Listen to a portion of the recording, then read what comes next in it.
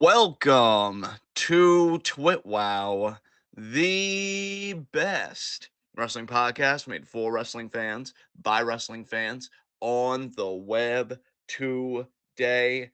I'm John. That's my cohort and commentary, Ashton. And this is the week in review. This week also encapsulates the first night of the WWE draft, which happened last night on SmackDown. But first order of business that I'd like to talk about straight away comes from Monday Night Raw. Becky Lynch is the new Raw World Women's Champion, last eliminating Liv Morgan in the Battle Royal. I swear, Liv Morgan and being a runner-up in a Battle Royal, name a more iconic duo. Um, and so, yeah, Becky Lynch has won the title. She couldn't beat Rhea for it, wins the Battle Royal for it. Now, here's the thing. I understand that, Liv probably will get the title eventually. I'm always tentative, even in the Triple H era, to speak in any kind of certainty or confidence about anyone getting anything. Not everything is a long form story. Sometimes that person just got, screwed over, plain and simple. I'm not saying that's what happened to Liv, but it's no guarantee she'll get the title. I do think there's a high likelihood of it. We'll just have to see how it plays out. No, you're just saying that's what happened to Chad Gable. Yeah, that does feel like what happened to Chad Gable because I don't see Chad Gable being the one to beat Sammy, but I will happily welcome being proven wrong. Um, but all of this to say that when Raw went off the air, I did feel a bit deflated. I have no problem with Becky. I would say honestly, like Charlotte's my least favorite horsewoman, and then honestly, I think Mercedes is right above Charlotte for me. I've really kind of cooled off on her. I don't even really watch her stuff anymore. Becky's good, but Bailey continues to just be my favorite horsewoman of the pack, like by far. And Becky celebrating with the fans, it was cool and all, but I'm like, what can you really do? Like you've already done everything you can with the title. Is your character going to change? Whatever. Because I don't think it's about Becky. That's why I don't think this title is going to last long. I do think it's about Liv. I do think they're committing potentially to a heel turn for her.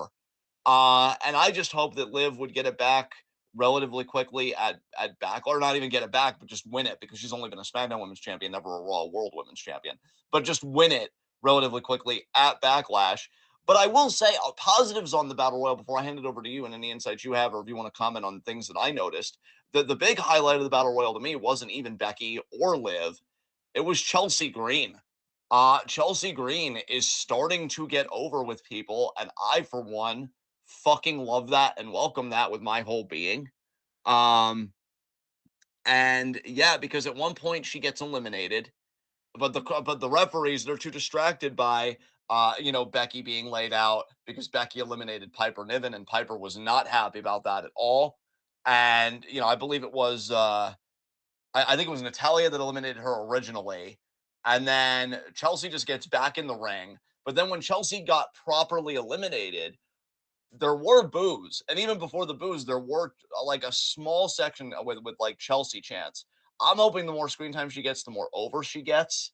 And I love her, man. And I'm telling you, if she's in that Money in the Bank ladder match, she is 1,000% the campaign this year.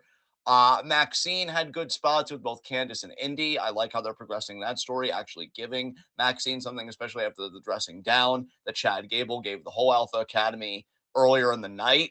Really cementing his heel character, saying, Sammy just had to rub it in my face by going over to his wife, knowing that my wife and kid cried.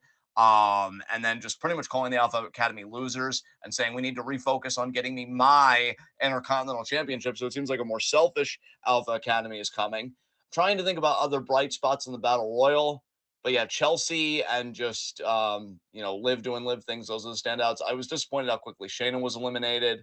I really wish they would push Shayna because she's such a badass, but I think they're just content with keeping her with Zoe Stark. I was going to call her Tony Stark, and I'm like, that's not right. That's Iron Man. Zoe Stark.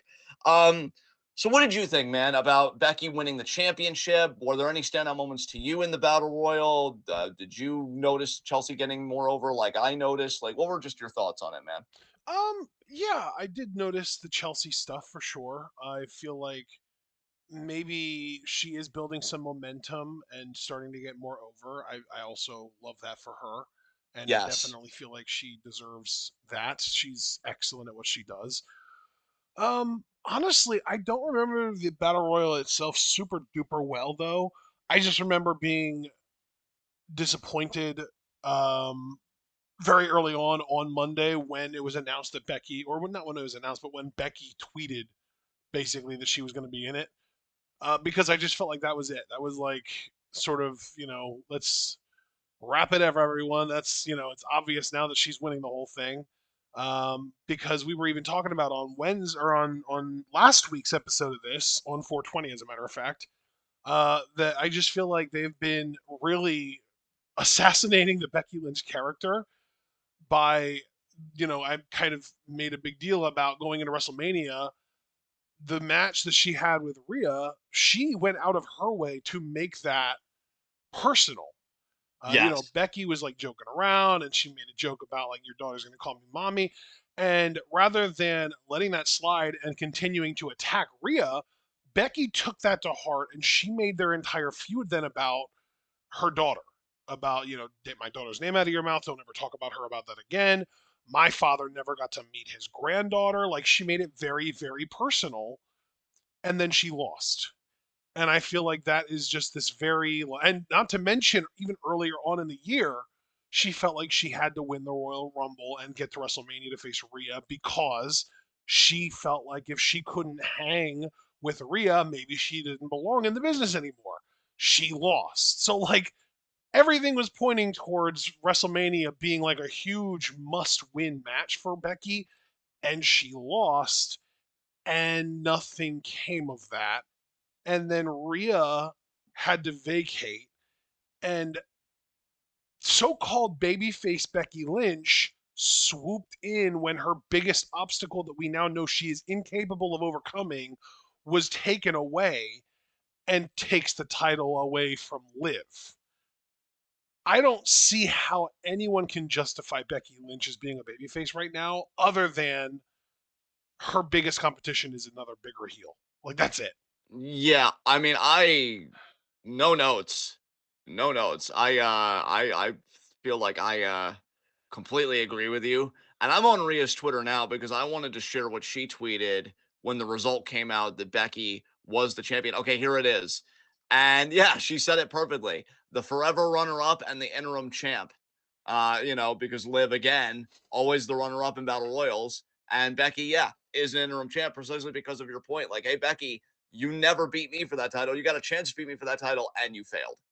And so, yeah, to me, I feel like Rhea looks like the biggest babyface in this because nobody beat her, and she was getting insanely over before she had to step down. Liv, I know they want to turn her heel, but like, I hope it's not too contrived. Like, I hope they just let her keep being who she is in a way, even if the aggression is turned up a little bit, because she did have a legitimate axe to grind. The biggest villain really does seem to be Becky because it just comes off very opportunistic, even though she did win that battle royal legally. Like she Right. wasn't too underhanded about it. Yeah, like So yeah, Becky, technically on the surface, Becky did nothing wrong. She didn't even right. really do anything unethical. It's just if you really want to like apply the honor system and hold people to their words, it kind of feels like what Becky did was shady, you know? That's Yeah, really all it is. Um, and also just kind of the idea that like I kind of wanted to see another babyface get a shot, like an Indy Hartwell maybe. But again, like going back to literally the week prior, Indy did heelish stuff in a tag match and kind of gave in to the Candice LeRae way of thinking. So yes, even that was kind of off the table. Maybe it could have been Piper or Chelsea. It's they've kind of booked themselves into a corner with this. So I understand why they did what they did and put it on Becky. I just wish that they would have went about it differently, honestly. But hindsight being 2020, Becky was the obvious choice, and now I do assume that she and Liv are. Well, we know that Liv is staying on Raw, and we know that Becky's staying on Raw. So safe to assume Liv is the next champion. I hope that they time it well so that Liv is able to win the title at her peak heel hotness, basically, so that when Rhea does come back, which it would maybe even it would be ideal for Rhea's return to be at the moment that Liv wins the title. Like Liv wins the title, and then as she's doing her heel celebration, you hear "This is my brutality" and the crowd pops huge, right? Yeah. Yeah. We'll see how it turns out.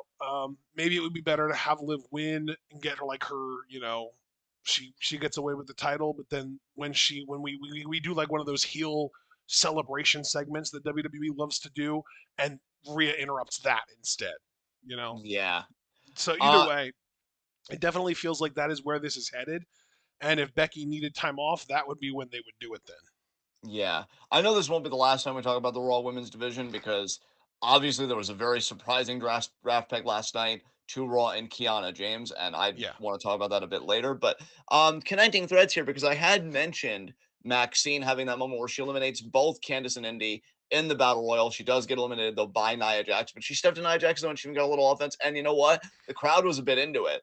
And I think they were starting to get behind her a little bit. So I don't know. WWE, I think, is getting people over that either they designed to get over or we're just maybe surprised that it's getting over in a positive way, i.e., Chelsea Green, rather than just Well, getting heat. and that's the other Um, thing too, is that we're kind of in an interesting limbo right now where we know who the champions are, and we know that Liv is going to be on Raw, and a couple other women, like we know that, like you said, Kiana James is going to be on Raw, but like most of the people in the roster haven't been drafted yet because that's going to happen on Monday. So yeah, we don't know what the rest of Raw's women's division is going to fill out to look like. So yeah, that conversation might even be more appropriate for next week's in review. yeah, like Yeah, I honestly have it in my head that one of either Naomi or Jade is going to get drafted to Raw. Um, just because I feel like they're not going to keep that power trio together. yeah, And we already know that Bianca's on SmackDown, so I feel like one of the two of them has to get drafted to Raw. So yes, maybe they'll draft Jade to Raw and she'll betray Bianca, and that'll be how they don't win the tag titles. Because I feel like if those two are working together, there's no way they don't win the tag titles from Kabuki Warriors. yeah. That's my guess, honestly. I think they're gonna have Jade go to Raw, and she's gonna betray Bianca on her way out. I don't know. I'm gonna stay mum on that for now. But so we had Maxine's moments, but it started out rough for Maxine to the point where Becky even gave her a little pep talk because she knew she was down. So let me just ask you right out of the gate, rather than giving a lot of exposition like I did for the Battle Royal, because I had a lot of thoughts about it. What did you think of Gable's heel promo here, and how long do you think before he just dumps this sack of losers and gets Dude, Creed that's Bros? what upset me. I don't understand why they're keeping them together. I don't understand why Gable is like, I want you around, but only if you're willing to take my shit. Like, why not just ditch them and bring in the Creed Bros when we all know that's what you want to do anyway? I think to be somewhat charitable to the company here, and maybe Triple H or whoever the fuck is like heading the creative part of it, maybe they want a more organic route. Like it would just feel like a bit of whiplash if it's like, I'm done with you guys, but I've been scouting the Creed Bros this whole time. Come on, boys, let's run job. I think they want to build a bridge there. But my concern is how long are you going to take? Because I'm going to be honest, you know how I've been lately with wrestling when I look at No Quarter Catch Crew and Roxanne Perez. I even said in our Discord and live wrestling discussion, oh my God, technical wrestling is so back. Like heel wrestling machine Chad Gable is the centerpiece. And if you have him with the Creed Bros who are fucking nuts as heels, so they can just be the heels, they're like, we are so athletically gifted and we are so far above our peers that the idea that we're not champions already is an insult and a disgrace. Yeah. I'm moist. Like I'm ready to do it. Like It's I'm funny on. too because Yeah. like the way that they've been portrayed, Otis, Tozawa, and Maxine really do feel like the B squad of Alpha Academy. Even if Chad were to recruit the Creed Bros, it would feel so much like the Creed Bros are the star pupils, and those other three are like, the like I said, the B squad, or like the lower class, like the starting class, like the 101 class. You know what I mean? Yeah. I mean, bro, like I said it in our mock draft, which given that the draft isn't over, I still recommend everybody go and watch our mock draft. I'd be very curious to hear other people's thoughts, how they would have liked the draft to go, even if you've already seen night one. Because I was a bit underwhelmed. Same for I think two moves that really got me excited, which we'll talk about later. Again, one of them we already touched on with Kiana James, but again, we'll get into it deeper later. Um, so yeah, go and check that out on the channel. But I just, I look at this in our mock draft and I said, Tozawa I think a lot of people forget the motor that this dude has, like in PWG and stuff. And Otis, I really like Otis, and I don't mind him being a comedy guy, but he's also very like solid in the ring. And I don't blame Gable as a character for looking at these guys and saying you're a fucking joke. And like I think he wants to give them a chance because maybe he's thinking like, oh, the problem was me. Like I was too soft before, but we can't do that anymore because you're just out here happy to have a good time. You're improving at an incredibly slow rate. Like it's too slow. We got to pick it up. And Otis, you were my prized pupil, but all you've been doing is losing lately. So like, what are you doing? So I can understand. It's almost like a sunken cost fallacy where it's like I've put enough time into these losers. This is my troop. But I'm just wondering what the breaking point is going to be, and that's why I feel like if Gable were to lose to Sammy again, even as a heel, and maybe it would be because Alpha Academy got involved in a way that was counterproductive to Chad's interests. Then Chad rips him a new one. And even then, he wouldn't just next night trot out the Creed Bros. He would be like, I don't know, hosting auditions or scouring the locker room. And then, like, he sees those guys. Maybe they lost a tag team match to like DIY or Awesome Truth or something. And their heads are down. And he's like, hey, you guys lost? Yeah. Well, or maybe he just says, like, hey, I saw that you guys lost out there. Don't you think that we should be doing more than just losing? Don't you think we're capable of running this whole thing? And he kind of gets in their ear about it. Like, I do feel like there's a buildup there. I'm just like a kid on Christmas and I don't want to do the buildup. I just want to have it. So that's a me thing. I want my instant gratification because technical wrestling is so good right now. But as far as the promo, I liked it. He's so good at being a douche. He's even got Oh, the Kurt definitely. Angle cry that he did last week down to a science. Yeah. Jesus Christ. Yeah. Like, why weren't you the son again? But yeah, I'm Because excited Vince about thought it would this. be funnier to have a swerve where Kurt Angle's son is actually black. I hate Vince so much. Um, but yeah, I like the promo. I understand your frustration because I share it. I'm trying to be charitable and open minded, even though the kid in me is like, fuck all of that. Let's get to the good stuff. What else did I want to talk to you about? I Okay, mean, man. dude, here's my question for you since we're having Okay. this discourse. Do you think that if Alpha Academy do either leave or get canceled or, ousted by Chad, do you think that they find another mentor? And if so, who? Otis, no. Tozawa, no. And as far as a mentor, I just feel like Maxine would glomp even harder on Ivy because her and Ivy Nile have been tagging. Right. So like that's the way I see it. But That's why what if Ivy gets recruited by Chad to be with the Creed Bros and they're his new Alpha Academy?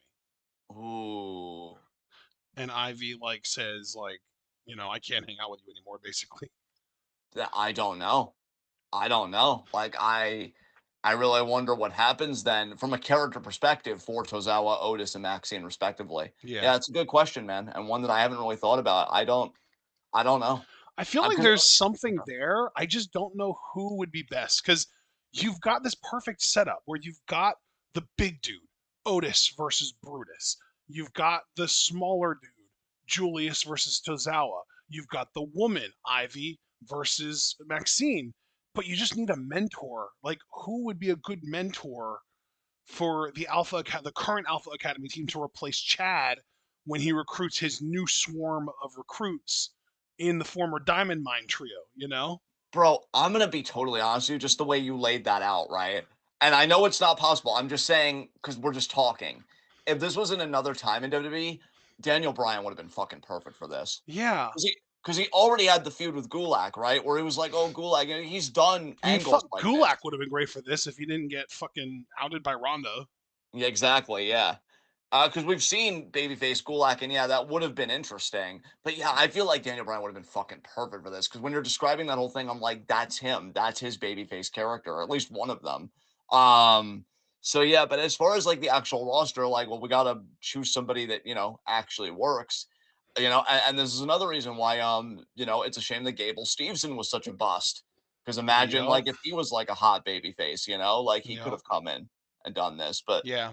yeah, I don't That's why, I because don't I'm know. even thinking like you could even have this could be even like a three-way feud because you could call up Chase U and have them get involved, and you could have Duke Hudson versus Otis versus Brutus as like the big dudes, and then you could have like fucking Luca Cristofino, or not Luca. Luca's with the other guys. Riley, is it Riley? The guy that Thea has a crush on. Yeah, Riley Osborne. Riley Osborne versus Julius versus Tozawa. They could be the smaller guys. You could have Thea versus Maxine versus Ivy as the women, and then you could have Andre versus whoever mentors the reject team versus Chad as the mentors. I think that would be cool as shit. Yeah, I'd be very much into that. I actually think you even bringing up Chase U, that got me a little excited because I'm like, ooh, you know what? That can work. I'm telling you, Um, man, there's something to it, but they just need a good mentor figure for Otis, Tozawa, and Maxine that can be patient with them. It yes. would, like, honestly, if he was willing to, like, quote unquote lower himself, which we know he won't now because he's already on SmackDown, he already got drafted. I feel like Randy Orton would be so good for that role, but there's no way. He's too high up on the card. Yeah. Yeah. I'm actually liking what Randy Orton's doing right now with Kevin Owens. I just don't know how that's all gonna square away. But let me ask you a question to move on to our next topic on Raw, because there actually is more to Dude, talk about. Sami Zayn could even be that. He could, especially because he is in the feud with Chad. It would organically make sense. Yeah, and it would have to be. It would make more sense if it was somebody who kind of has Chad's number too, because the rest of the team would be weaker than the rest of Chad's team. So the leader being better than Chad would even things out a little bit. That's a great point. That's a great point. All right. Putting a pin in this for now. I want to get your thoughts because it's been interesting to me, and I know we're not even. 'Cause I think you and I decided we're not even going to do a preview and predictions for Backlash because Saturday is going to be very interesting for me. Next Saturday, that is, because I have company coming, which I hope isn't too arduous. But yeah, we're gonna still do in review, and we're still gonna do our select match reactions for Backlash. We're just gonna have to see how that all goes. Jay Uso and Damian Priest. How are we feeling about the build of this thing, man? Because I don't. I'm happy for Jay that he's getting this spot. Good God, I almost said Jimmy. I apologize, Jay. You're more than a twin. You didn't deserve that disrespect. Hope you're healing well, He Jimmy. is also a twin. I just understand that you're saying he's more than just a twin, unlike Yeah, Jimmy. that's why I emphasize that because all Yeah. Jimmy has is I'm the older brother, bitch. I don't care when you got out of the womb. You might as well crawl back into it after how Solo beat the fucking shit out of you. Fucking no eat ass. Anyway, I'm happy for Jay that he's got this opportunity, and he more than deserves it. I've been so happy for the dude with how he's moving merch. But am I the only one? Like, am I out of pocket to say that this doesn't even really feel like a Jay story? This feels like a Damian Priest and Judgment Day story. Because it really feels like what this is about is like Damian realizing that he's around a bunch of losers and Finn Balor probably being jealous that Damian is world champion. Yeah, Um, I definitely see that. Yeah. yeah. Yeah, because Damien even says, like, in fact, he was kind of flexing on Jay a little bit because Jay cut, great babyface promo, and again, he got the crowd to, yeet with him and stuff. Like, he's got a great connection with him. But Damien says, like, the machine is feeding you to me to make this title look good on me. And I'm like, Damien, I don't know if you peeled the curtain too far back. Like, that line kind of rubbed me a bit the wrong way because, like, I know burial is like an overused term, and we even contested it on here. Like, if I was abusing it, saying that I felt like Drew would be buried if he lost to Seth, which I stand by. I don't think he was buried getting cashed in by Priest because that was a different thing. But I think him beating Seth at Mania was the right call because Seth told him to his face, "You're like at the bottom of my list of concerns." And I'm sorry, looking at that mountain of a man, what? But I don't want to say that Damien buried Jay here by being like, "Oh, you're only here because the machine wants you here." But it's weird. It did come off a bit weird to me. I do like the aura Priest has as champion. He almost underwent kind of a swagger transformation where he's become a bit more serious, but not in like a goofy way. Because I still think he's retaining like a lot of his like charm and charisma and how he carries himself, which is nice. Um, but yeah, like the story just seems to be that when it's Damian Priest and Damian Priest can focus, like it's not that Jay is out of it, but Damian Priest is far more competitive and far more difficult to overcome. But when Judgment Day metal, that actually seems to favor Jay more than it does Damian because every time they've tried to get involved, Jay finds his opening, he humiliates Priest, and he keeps winning the psychological war leading up to Backlash. Um, so do we think Priest dumps Judgment Day like before or after Backlash? Like, how do you see this relationship going, man? Because he even said to JD and Dom because he said it to Dom in Spanish, and then JD was like, "What did he say?" And then Priest was like, "You want to know what I said?" And then he said it again in English. He lays out Ricochet and Andrade because they beat Dom and JD in a tag match. Right. I was pissed because I wanted Andrade to feud with Damian, but now Andrade's on SmackDown per the draft, which we'll get to when we get to our SmackDown coverage. But he lays him out seemingly with ease, and he says, "You want to know what I said? I don't need you. You guys need me." And we know the week prior, Finn lost to Jay, and then like he couldn't do the damage to Jay that Priest wanted him to do. So do you think Priest's character just dumps these guys? Like what's gonna happen I in your do think mind? that that's entirely possible. Yes. Yeah. I've been feeling like Priest and the rest of the Judgment Day have kind of been at odds for a little while now. Yeah. So it really wouldn't surprise me if we saw them being separate at some point in the next few months for sure. I'm glad you said few months because I think it's very important in this case that WWE not rush this. Only because like I could just see the jokes coming out of it. Like Rhea hasn't even been gone a month, and you guys dissolved. Like we all kind of low key knew she was the leader of Judgment Day, but that would be putting a pretty fine point on it to me. Yeah. Yeah, I don't know though because to me, if you're gonna dissolve a group, you need a reason, and Priest's reason could either be repeated incompetence from the other guys. Hell, they might jump him first because Finn might be like, who's Damien to talk to us like that? Because Finn even said before Damien gave him his marching orders, like, I want, the Finn Balor, the demon, kind of Finn Balor, in the metaphorical sense of like, beat the crap out of Jay. Finn was like, I just thought we would focus on regaining the tag titles. Nah, Priest ain't about that life anymore. Like he's world champion. He's like, look, it's this or it's nothing. And I just wonder when the Envy is going to take over, if Priest is going to be the one to initiate the severance, or if Balor's going to lead a coup. And all the while, Rhea's at home recuperating, and she's like, "Guys, what the fuck?" I Um, actually wanted to ask you. yeah, This is not related to the Judgment Day, but you bringing up the face paint made me wonder. Do you think that we're ever going to see Tama Tonga in the Scream Mask face paint? I think only for a really big match or a really big venue like a SummerSlam or Mania. I won't Yeah, say because I'm no I'm on like I Wednesday feel like though. they're really trying to make him feel like a really intimidating, like scary dude, and I feel like that might be a thing that they kind of save and unveil for like a big deal match to really push that over the top.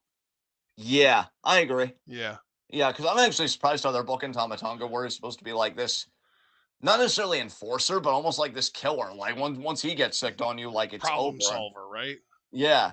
And I'm like, this dude used to be Maven. What the fuck? Um, It's really like he just comes off as very unhinged. Like you're really just trying to get that over as like this dude is just completely unhinged. He's really unpredictable. He could just snap at any moment. Like Paul Heyman doesn't feel safe around him. He's not controllable, that kind of yeah, dude, Heyman's relationship with Solo is fucking it has a direct line to my funny bone. thing. Oh my god. Um, do we think I know I don't want you since we're not like doing preview and predictions, I realize we can just talk about everything openly. Do you think there's a chance, even an outside one, of like Judgment Day inadvertently costing Priest the title and that allows him to blow his gasket and leave this fucking group? Because like Hmm.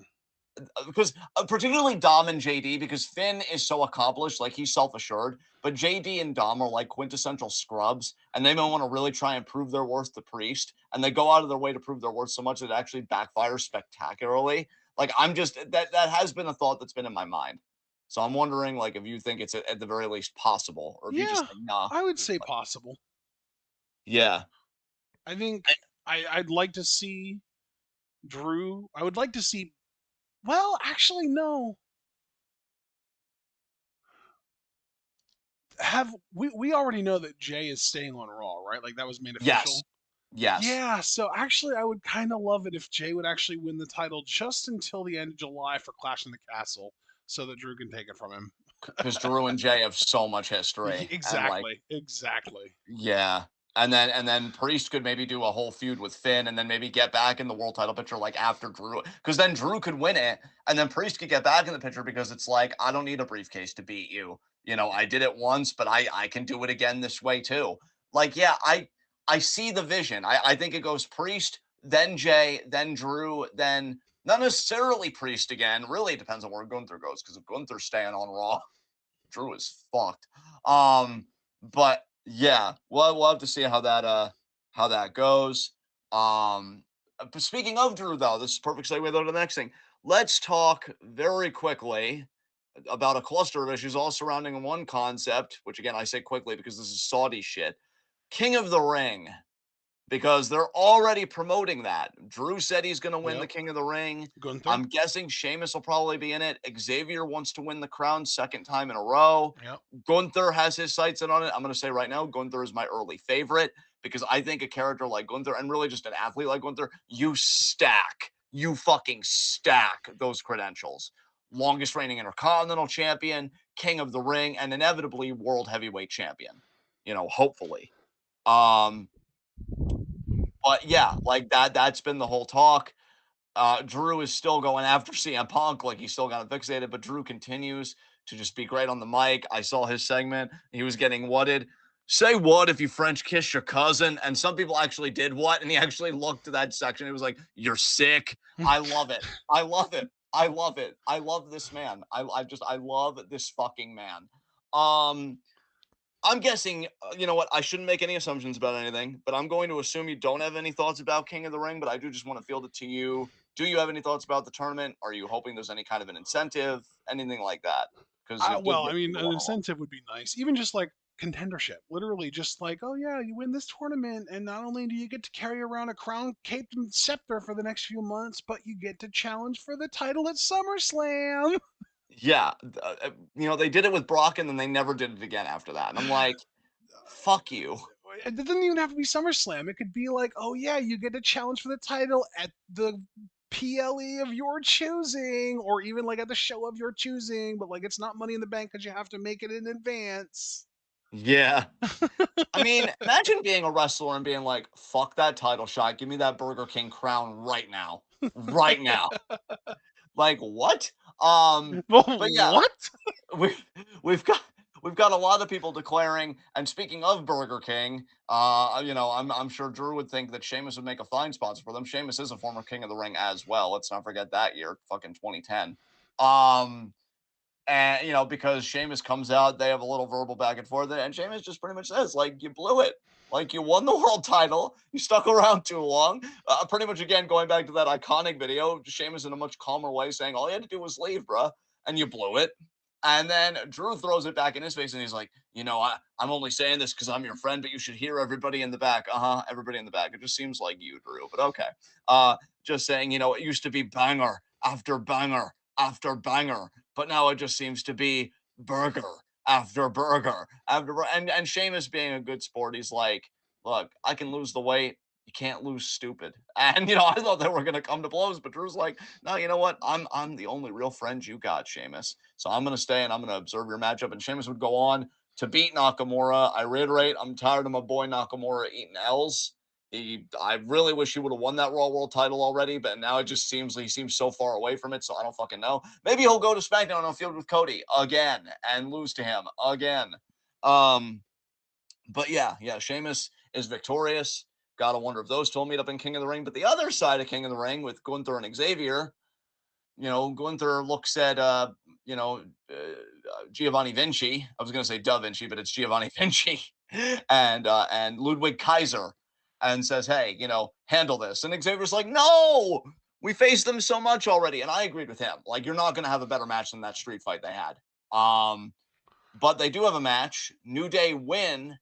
And Kaiser was just like, you know what, Vinci, you've outlived your usefulness. And he cuts him out of Imperium. Like he just beats the fucking shit out of him in his bald ass, and he just leaves him for dead. And then he, meets Gunther in the back, and he says, "I told you I would take care of it." And then Gunther kind of smirks, and they smirk to each other, and they're like, "Ah, yes, us." So, two questions here: what do we think about this aggression from Kaiser on Vinci, and do we think that they're just going to add a new member to replace Vinci, or is it just going to be the two of them? See, that's And the what part does I Vinci wanted even to do from talk here? about is who they might be adding if they add anyone at all, or if it's just going to be a tag team now with Gunther and Kaiser teaming up together. I'm not really sure. I'm interested though because we do know that Kaiser and Tiffany Stratton are a backstage couple. So I'm wondering if one or both of them, or not both, but if which one of them basically will get drafted to the other's show so that they can be together backstage. Oh God, that's so true. Like, Yeah. man, I feel bad for Gunther, man, because he's doing great work. But you ever wonder if, like, he ever gets a little hot under the collar about, like, the Aryan overtones of this faction, like, the Germanness, and then if Tiffany joins, like, oh, of course, the blonde white woman, like, Jesus Christ, like, Oh oh, God. And Gunther's just like, meanwhile, Gunther's wife is fucking Ginny, who I believe is an Arab woman. yeah, and Gunther's just like, guys, do we have to, like? I just want to talk about wrestling, as a character. I don't want wrestling to be like a metaphor for National Socialism or whatever. Like, what the fuck are we doing? So I don't know. It's a weird time to be going through because he's such a great fucking wrestler, and I love the idea of him.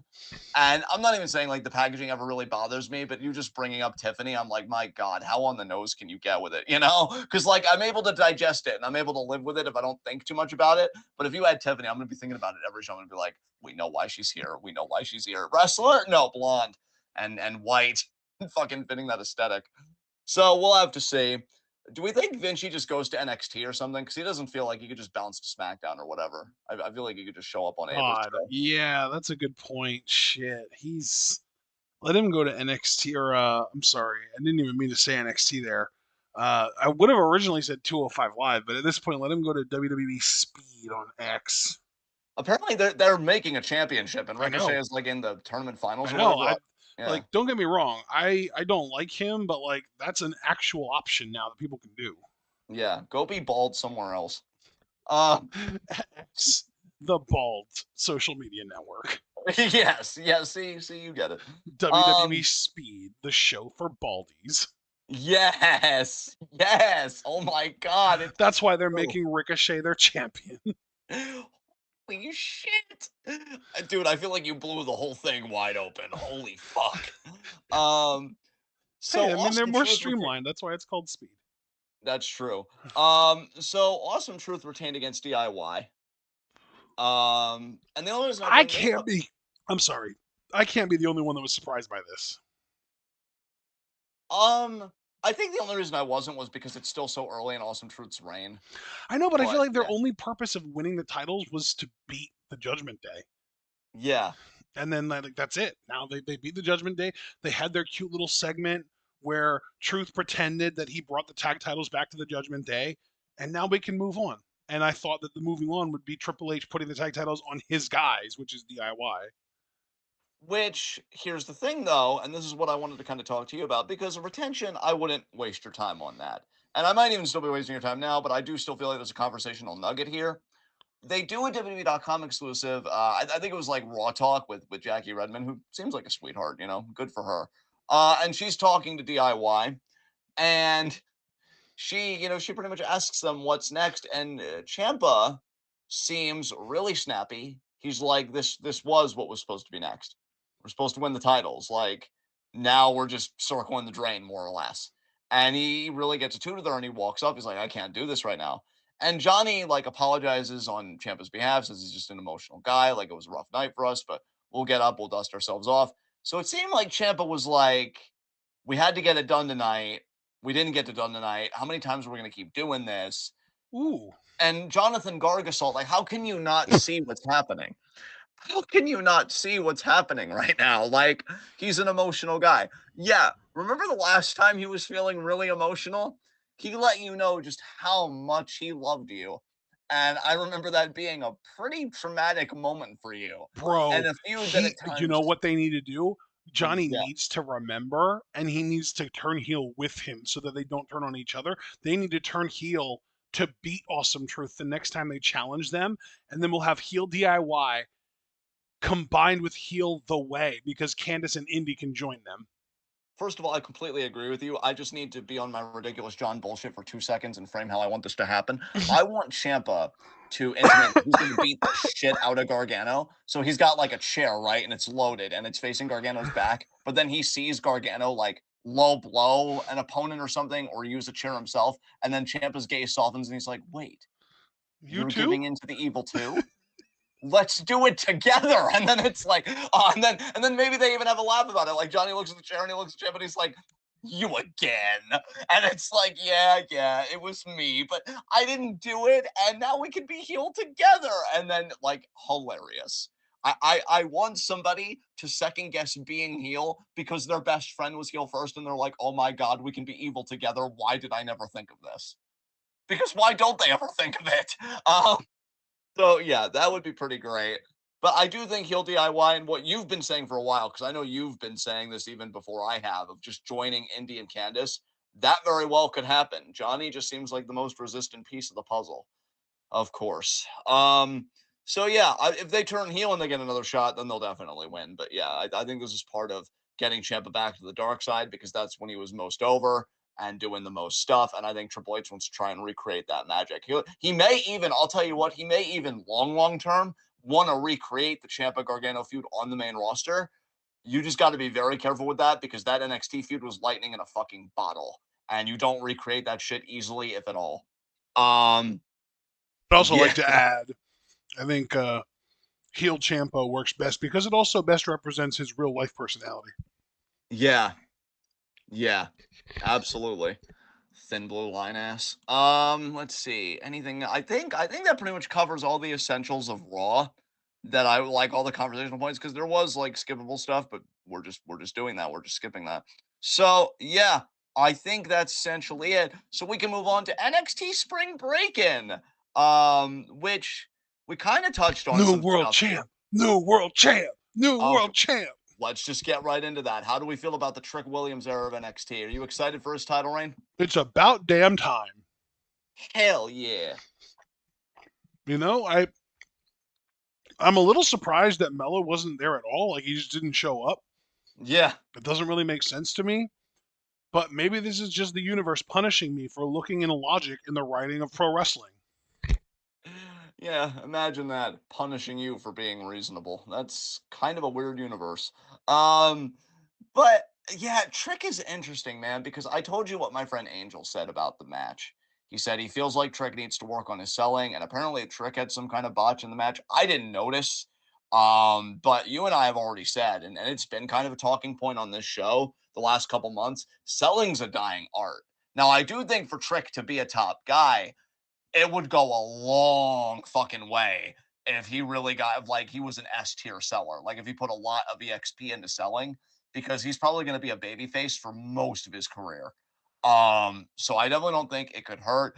I don't think his selling is atrocious by any means, but everybody could always improve. You know, there's always room to improve for everybody.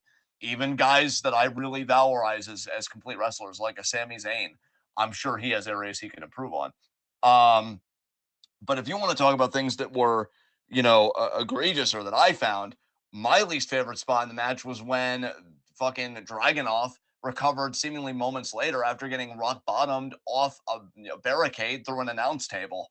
And then, like, a few seconds later, he's like back to headbutts and forearms. And I'm like, what the hell is this? I know. Uh, I'm telling you, like, I understand where Angel's coming from, talking about, like, yeah, Trick does need to work on selling, but, like, so does everyone, especially everyone in NXT. Like, yes. NXT needs to stop watching AEW and trying to put on great matches in AEW style and start watching Roman Reigns and learn how to put on great matches from him for real. Yeah. Yeah.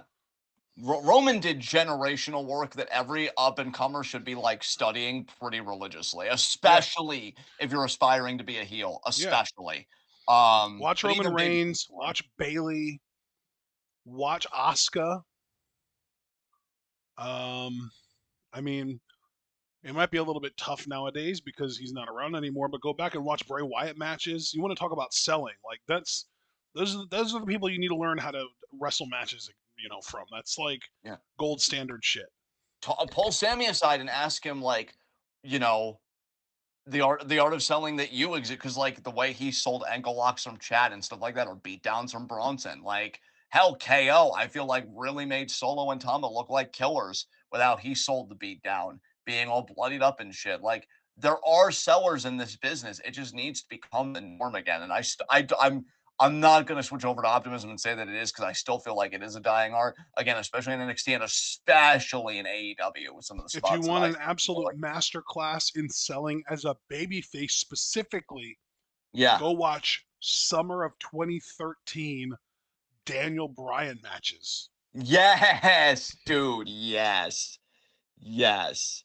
Absolutely. Uh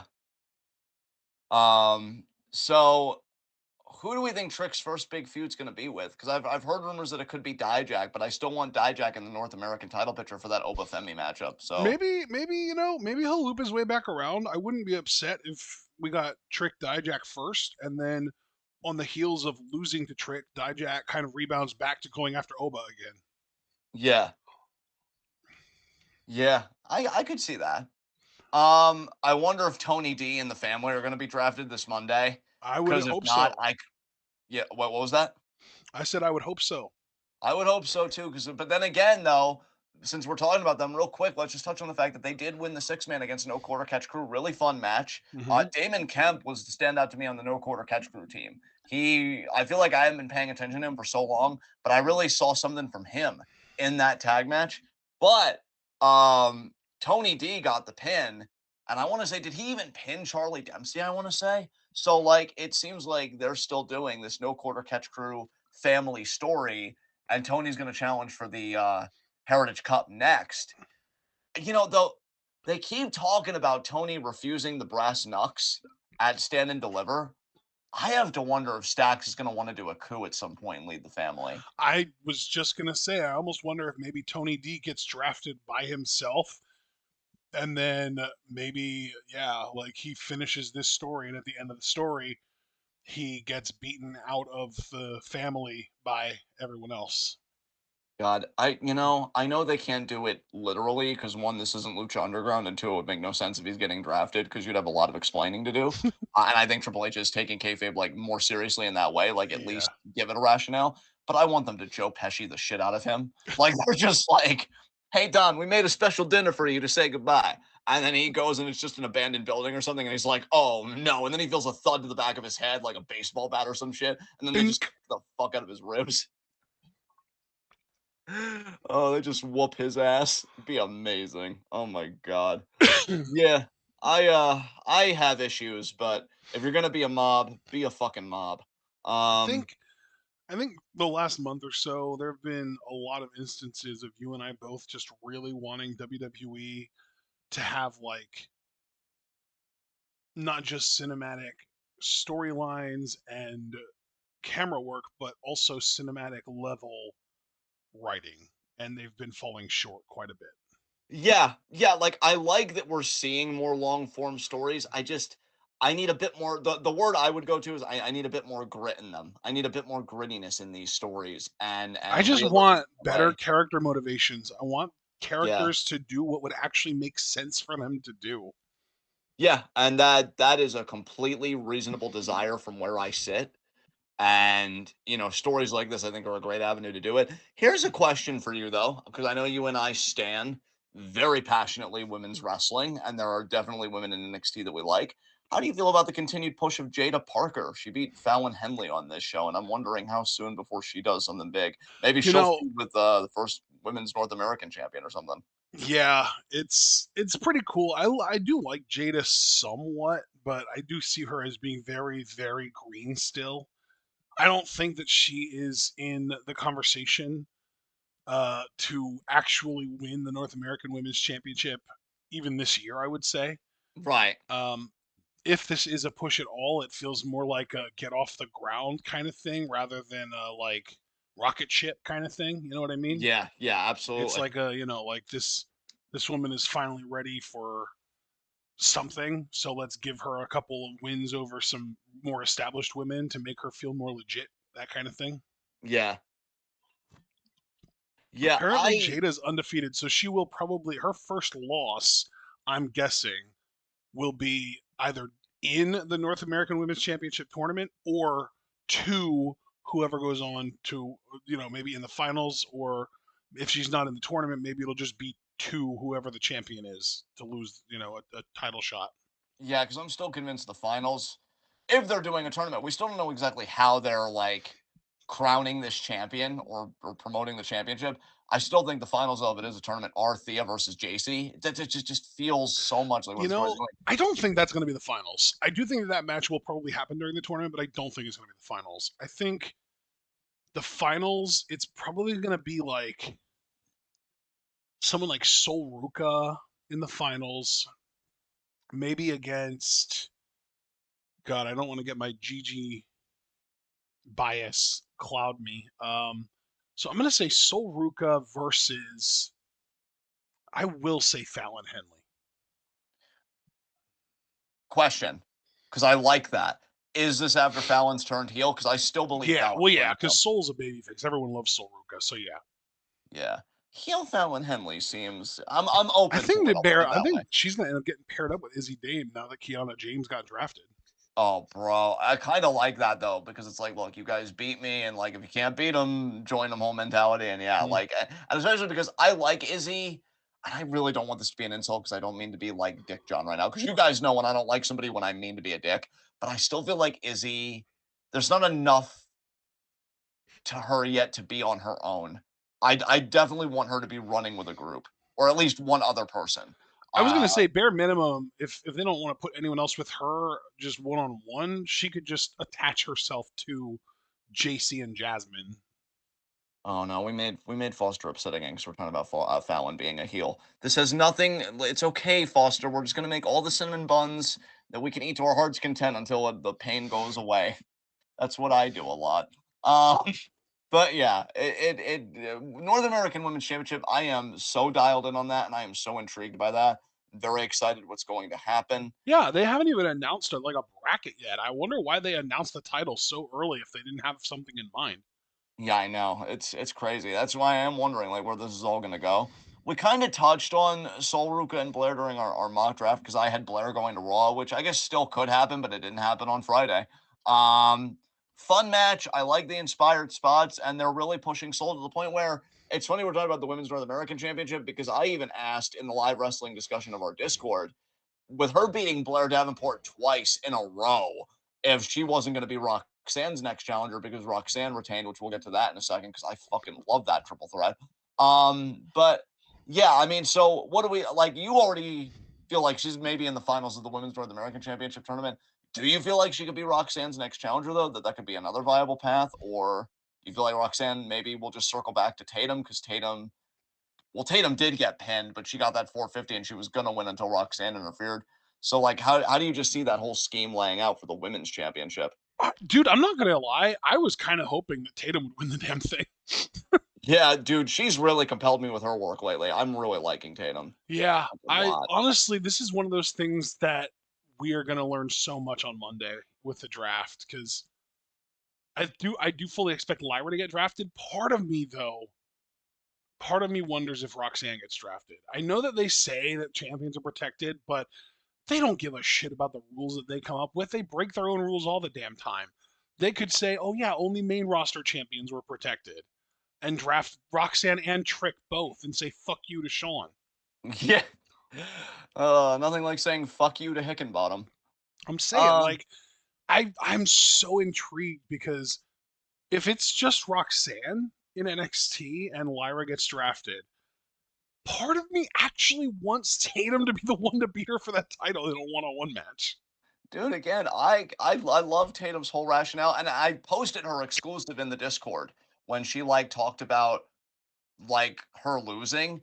And fucking Meltzer's old fucking ass can be like, oh, all these gimmicks, Tatum and Alexa Bliss and Alba Fire and all this, they're all the same. And I'm like, first of all, no, that's just objectively wrong. And second of all, if you want to make the more general point of all these women trying to do crazy gimmicks like crazy Nikki Cross and live with that period where she's been extreme, nobody has done this kind of gimmick better in WWE because I don't even want to talk about Hot Mess Van Ness because I love Chelsea Green, but I wasn't too familiar with that work. Nobody has done this gimmick in WWE, in my mind, better than Tatum. Like, I Tatum don't has think made that, it that work. Hot Mess Van Ness is even anywhere related to this either. Well, just because I only like put that in the conversation because she did seem to like have a breakdown, like when her wedding was ruined and everything else, and just seemed to be kind of in a personal Yeah, spiral. no, you're not wrong about that, but that was more of like, uh, how do I put this? that was like an anxiety attack almost. That's like a completely different Yeah, thing, you know? yeah. This is like spooky shit. Yeah.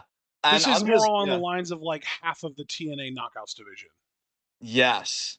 Yeah. Or like what Isla and Alba were doing. It's kind of closer to being along those lines, but it's still different enough that like I don't think it's appropriate that Dave said that they're the same thing. Yeah. Yeah. But Tatum is just fantastic. And I really am hoping she wins the women's championship eventually. But Roxanne is cooking for me. If her and Soul feud, just to kind of bring that back, because I did bring up that possibility of Soul potentially being Roxanne's next challenger. I think those bangers could be pretty low key, honestly. I think they could have like sleeper matches on like a PLE or something where people don't really expect much, and then they just come out and they have a really fun fucking match because Roxanne is in her bag right now.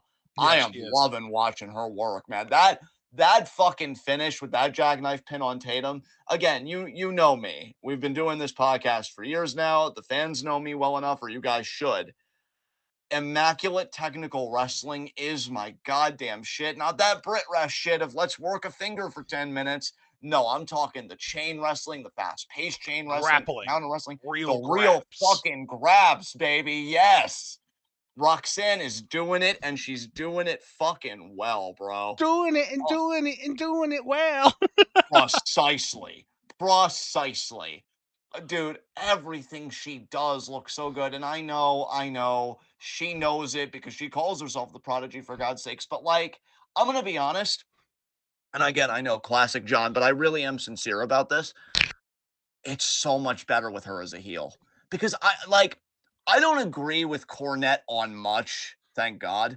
But he said years ago, and I'm kind of like, I understand why he feels that way, that he feels like technical wrestlers are always better as heels because their whole thing is like wearing down body parts, punishing people. Like Zack is a baby face, and that being Zack Sabre Jr., just to be clear to Right. everybody. It's fun, but my favorite Zack is still Just Tap Out Zack with Taka Michinoku in Suzuki-gun. My all-time favorite ZSJ, that ZSJ I wanted to see be IWGP Heavyweight Champion. So heel technical wrestlers, unless you're really like the only ones that really pulled off babyface to me, obviously Benoit, because that goes Kurt. back to childhood. And Kurt was good.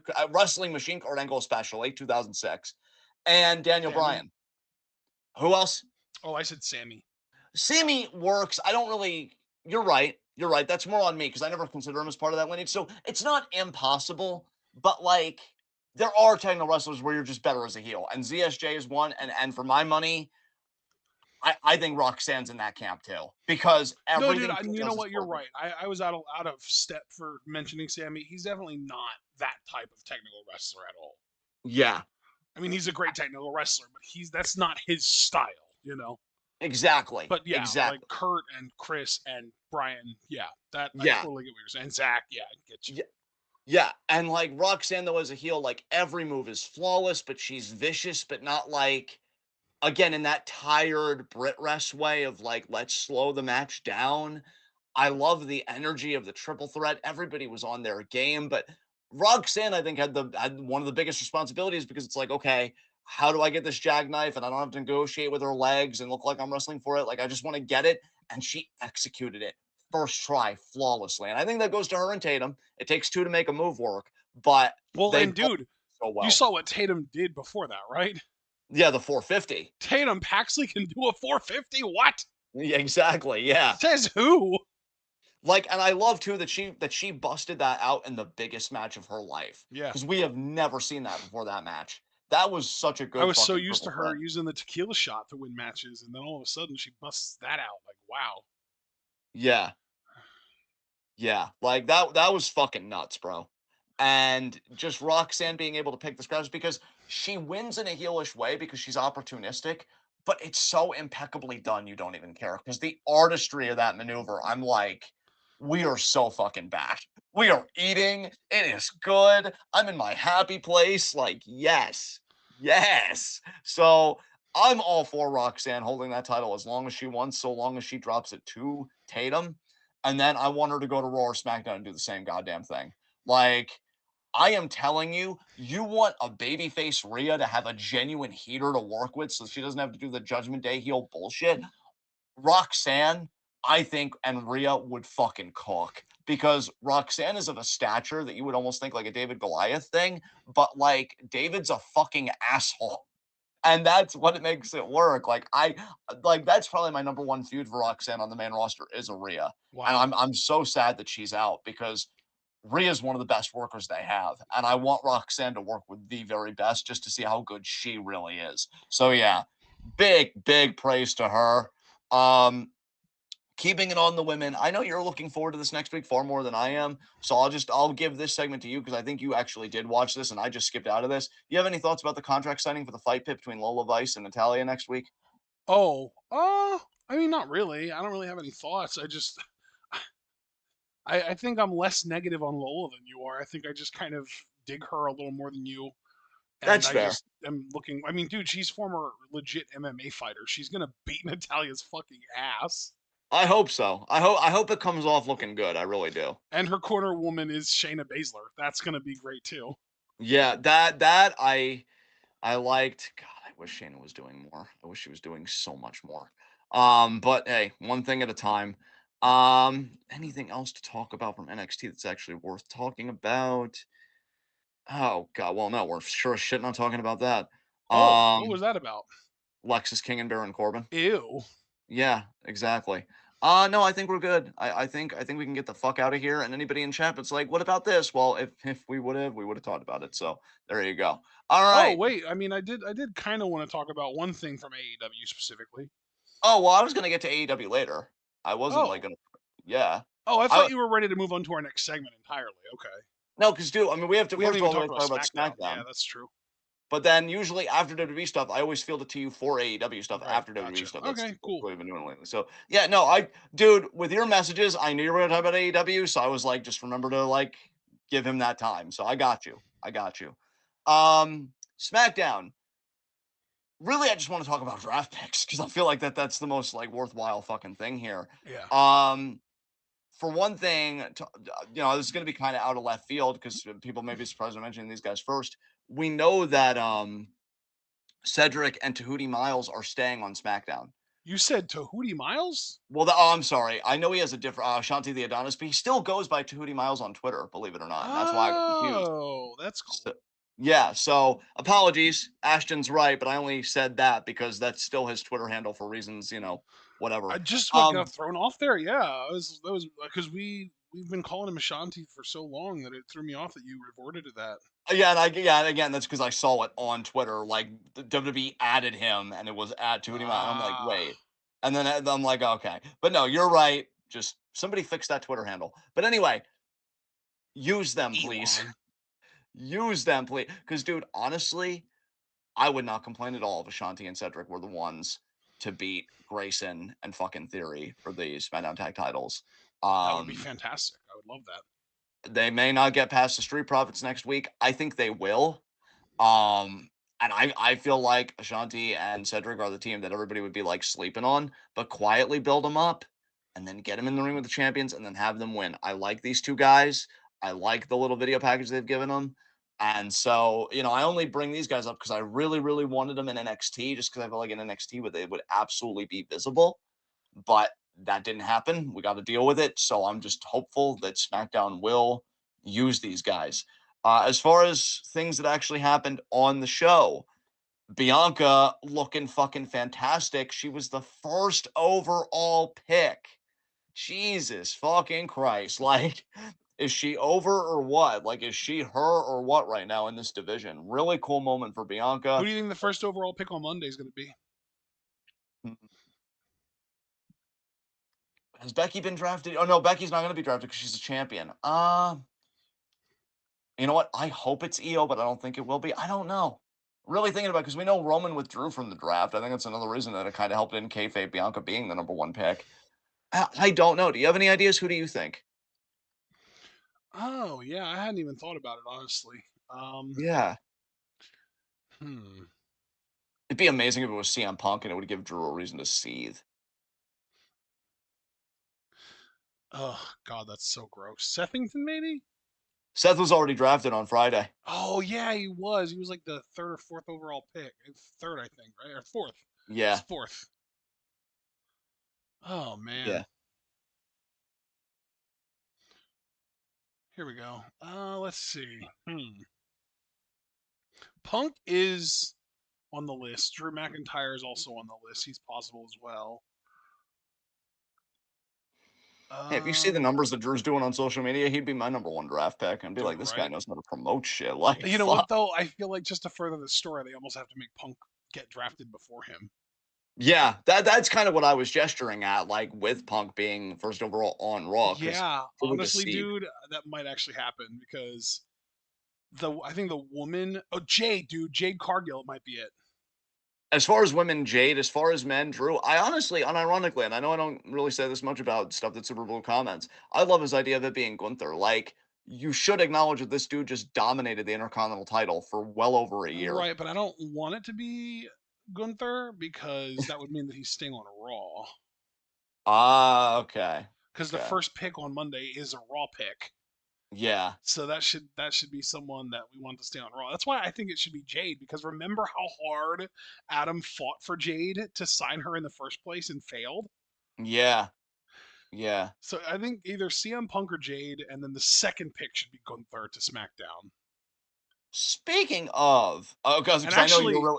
it's not Gunther; it is Imperium. They're going to be drafted together, Gunther and Ludwig, and that would make even more sense because then I'm assuming they would also keep Tiffany on SmackDown as well. And I know you want Gunther on SmackDown because I think you're really fixated on the idea of Cody losing to Gunther, like Yes, Gunther being the next undisputed champion. yes. And you owe him, Cody, fucking eliminating him 2 years in a row in the fucking Rumble. Christ. Um, I will say this though, just to grab onto something you said so that we can make a nice little thread here. You said how hard Pierce fought for Jade and failed.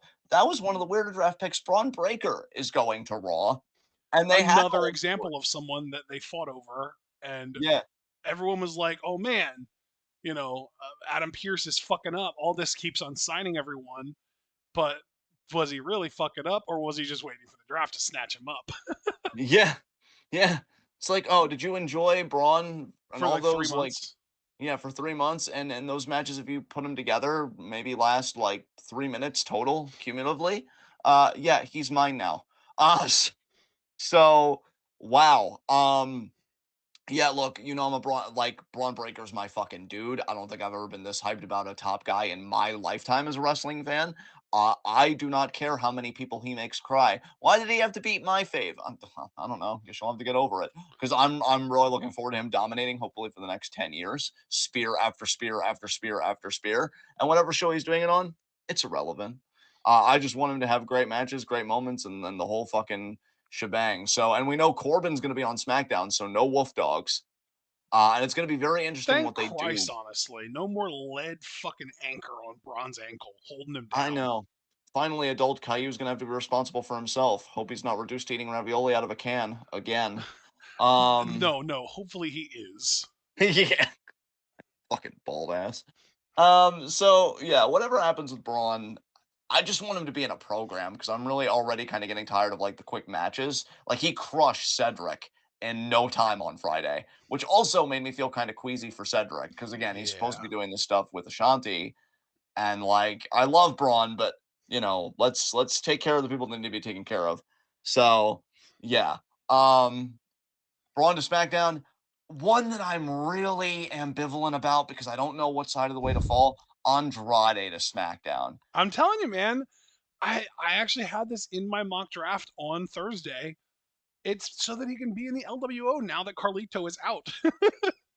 Which, bro, since we've actually gotten a lot of fluidity here with our SmackDown talk, just connecting all this stuff. Look, call it scumbag or whatever. I just have to be honest. That was one of the funniest like reveals of betrayal I have ever fucking seen. like, like that. I need to turn off my Chris for this because you guys need to hear all of my laughter just explaining this. So they're all just He shows it on the Tron, and then Carlito freaks out and gets the back cracker in before running away. bro, even before that though, they're just watching it. They're just watching it on the Tron. And like Carlito comes into the frame within seconds, right? Why didn't the dude? Maybe it's good that they didn't do this because I would have died of laughter. They should have done that group glare where they all simultaneously turn their heads really slowly to Carlito. And Carlito's just looking at the Tron. He's refusing to make any eye contact with anyone because, like, he could feel the weight of their gaze on him. But no, they're all just gawking at the Tron, like, huh? What is this? Like, you know what it was. How could you be so? Even Dragon Lee didn't look at Carlito until it was like over. He was just like, wait. I'm sure there's two sides to this. Maybe somebody else will come in and get their kid. Just looking at him like, so Carlito, will you deny it?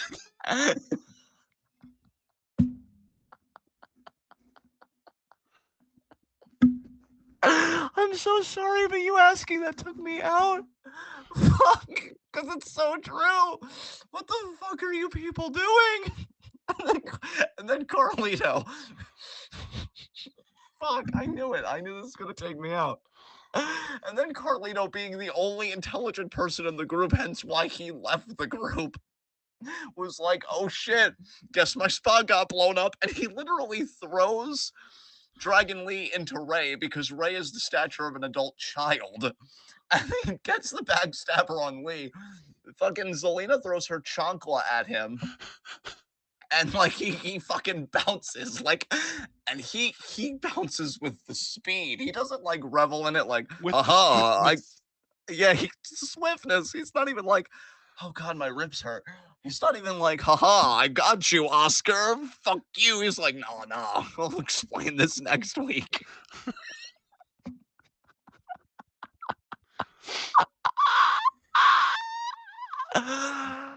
Fuck. I don't know if I've ever loved Carlito more in my life. This was so great. Like, what is there to say? Like, they all watched it, and he's still got, like, how do you watch something, know you're sharing the ring with the person that did the thing, and he still gets the jump on you? Like, It's literally like, the wolf is in the hen house. Oh god, no. Oh god, please. Please. Keep it together. Like, Ray, what are you doing? What are you doing, Ray? No wonder your son doesn't like you. Good lord, you're horrible at this. Dude, they suck so bad. Like, okay. I can't wait for Andrade to betray him. Dude, first of all, I need to breathe and I need to find my words. Okay. I'm just saying, it looks really fucking bad when you don't even look at him to see how do you let him get behind you? What? Fuck. How do you let him get behind you when what's that old Jake Roberts, or is it Jake Roberts or Roddy Piper that said, you never turn your back on someone you respect or someone you fear? And they literally all were looking away from Carlito while watching him beat the fuck out of Dragon Lee. and then I love how, by the way, it was Jake the Snake. Yeah. But then I love how in the video, because Carlito thinks it hides the evidence, he takes a few steps back out of frame, only to come back into the frame and be like, "Oh my god, who did this?" Somebody get some help. From me. Somebody call an ambulance, but not for me. Dude, it was that exactly. Oh my god. I can't. So, okay. Oh my god, I have tears in my eyes. We reached it. Oh my god. Nice. Okay. The pinnacle. Can we all just fuck? I swear I have a rational thought in here somewhere. Can we all just acknowledge that the world owes Santos Escobar an apology? No. Like, the only person who owes Santos Escobar an apology is Rey Mysterio. You're right, because we're a part of the world and we never doubted Santos. Yeah. Oh my god, you're so right. Yeah, Ray. Fuck you. What are you doing? He believed the interloper. Dude, Carlito literally ruined everything. On purpose. He sabotaged it. Somebody get some help. I'll never be found out. And then I love how it was Electra Lopez that blew it all up. Like, queen. Because he Our even said, like, PI queen. oh, absolutely. Absolutely. Oh my god. Oh my god. No, I'm reading Bro, chat and it's making this me laugh brings it all all over the again. way back to that initial segment where Carlito was like, I know exactly who we blame. Santos Escobar. And it's like, wow, Ray, you just immediately go with the guy who just joined your faction over the guy that you've been spending the last few months bonding with. Wow, that's really scummy of you. Fuck you. You get what you get what you deserve everything you're about to get from Carlito. And here we are. You've already sown. This is reaping right here. Aged like milk. Well, no, us saying that aged like wine. No. Us saying it aged like wine. Ray making that choice that you Yeah, said, yeah, choosing the guy. Yeah, yeah. that aged like. Enjoy the curdles, Oscar. I So bet you can't turn it into cheese, bitch. I hope he's lactose intolerant. Feel my pain, you veiled fuck.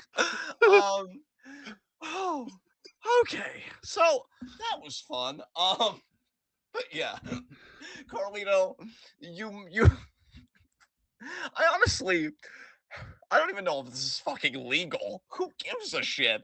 But I'm really tempted to just make my funniest moment of the year people letting down Rey Mysterio. Because, like, first Santos turning heel where he crotches him on the fucking stairs, crushes his balls. And then Carlito doing this shit. All you had to do was pick me as your tag partner, Ray. That's all you had to do. Just couldn't do Nobody it. has ever let down Rey Mysterio more, though, than Rey Mysterio. Bro, I'm begging you for the rest of us. You got to get tired one of these days of being so fucking right. But regardless, I'm going to get myself together so that we can actually be a podcast rather than just a show where I laugh for 30 minutes, although that does also sound entertaining in its own right. Already talked about that. Really, there's not much to talk about with these draft picks. Nia going to SmackDown, I just want to say called it because that was something I called in my mock draft. Yeah, And you I am, called Nia, I called Andrade. yeah, you got a And big one. we And I, both called yeah, Mello to SmackDown, and we both called Braun to Raw. yeah, exactly. You and I didn't do too bad, friend. And that was only Friday. We'll have to see, how Yeah. Monday pans out. But, Blair to SmackDown might still happen. You never know. yeah, Because there's going to be a lot of NXT call ups I've heard on Monday. yeah, dude. NXT about to They get raided. they gonna get raided. Yeah, they are. Well, I guess Hickenbottom will have to just stay at the bottom. That's why they were the Oh, slash under the W in the draft, because they were crushed under the weight of the Empire. Um, Hickenbottom's just gonna have to keep entertaining all of the hicks at the bottom of Full Sail. you are doing things to me right now, and it's not actionable here, okay? But you just keep being on this roll that you're fucking on. It is fantastic. I heard that deep breath, by the way.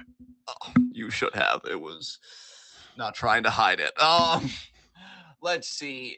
Because, dude, they did do a lot of draft stuff. Okay, let me ask you something that's actually interesting. Because we're not fucking talking about Cody. We can talk a little bit about Cody versus Mello if you wanted. I The felt like only thing I Mello, want to talk about regarding Mello versus Cody is how fucking slow Cody is. he really, dude, he really, really is. I mean, we don't even necessarily have to talk about this because we already kind of touched on Solo and Tama earlier and the stuff they're doing with KO. We know that they're going to be facing KO and Randy in a tag match at Backlash. Really cool debut for Tama Tonga, I think, as far as in ring for WWE. Tagging with Solo like this rather than just like a random singles match on SmackDown. It makes Tama feel special in a way. So I really like that. Not much to say there. You and I have already talked about the women's championship picture. We knew that it was going to be a triple threat: Bailey, Naomi, and Tiffany. And so, not really much to God, say. I really hate that the woman whose entire character is spoiled brat was able to squirm her way into a women's championship match by throwing a temper tantrum. It's gross. Yeah, yeah, absolutely. Rooting for Bailey to retain or Naomi to win because I'm looking to try and freeze the clocks before they hit Tiffy time, but it just seems inevitable, unfortunately. So we already knew that though, so there's not much to say there. Goddamn. What else? What else? Yeah, I mean, because again, the draft picks, not really anything too surprising there. I mean, again, Kiana James going to Raw on Friday, that was big. I love that they gave her a video package. I wonder if she is coming at the right time because I do see a women's champion in her. I just don't know if she's in the right division for that, That's especially the if big thing is like we yeah. don't know what Raw's women's division is going to look like going forward because we have to wait for Monday's draft. Like I like Kiana so much. I'm like, how successful do I want the Raw women's division to be? Really? Because I really don't want her to get lost in the shuffle. I Yeah. think she is so solid. Well, Like, that was my thing too. Was like we even heard like there were concerns going into the draft that some NXT talents might be called up without a plan, and that's what I hope doesn't happen, especially for someone like Kiana, who is like a really good character talent and solid in the ring for sure, really good in the ring even, but like not necessarily what I would call a finished product, not necessarily somebody that's ready for the moon already yet. dude, I 1,000% agree with you. Because like, I read the same report you did. I'm still recovering from that laugh fest. I read the same report you did, and like, the Kiana pick just screams that report being true to Yeah. me. Yeah. And I'm like, It's like a shock value pick. Like, oh my God, this is yeah, crazy. exactly. Even Kiana herself was like, wait, this is happening. Like, I was doing stuff with Izzy, and like, and truth be told, like, I'm excited for her, and I want to support her, and I'm trying to keep like a positive attitude. But man, I feel like she might be leaving at the worst time because they were just about to introduce that North American Women's Championship, and I feel Yeah. like Kiana would have been. And that had her name written all over it. Oh, dude, yeah, 1,000%. So I'm hoping she lands on her feet. I really, really am. But yeah, dude, scanning SmackDown. If you just want to talk about how slow Cody is, have at it, and then we can move on to AEW stuff. I mean, bro, there was a horrible botch in the match between him and Mello to close the show that I blame entirely on Cody's slow ass because literally they had like a basically like a little meeting in the middle of the ring where they were both hunched over. Cody put his hand on Mello's back as if to reassure a pal, even though these guys are supposed to be opponents in the ring together. And then they both stood up. Mello took a step back so as to attempt to slow himself down enough for Cody's slow ass to catch up with him, and still was literally springboarding off of the middle rope before Cody even left the ground. Yeah. Like Mello's feet were on the rope before Cody's feet left the mat. It was so bad. Cody's so fucking slow. We used to call it. They used to call him in when he was in ROH the 3-star general. Oh God. Oh God. I mean, Christ, it's pathetic. Honestly, it really is. 38-year-old white boy thinks he can hang with Mello. Jesus Christ. Yeah. But kudos to Mello, man, because his stuff looked fucking fire. Like he really looked good here. I'm also really glad that he never hit his leg drop finisher. Yeah.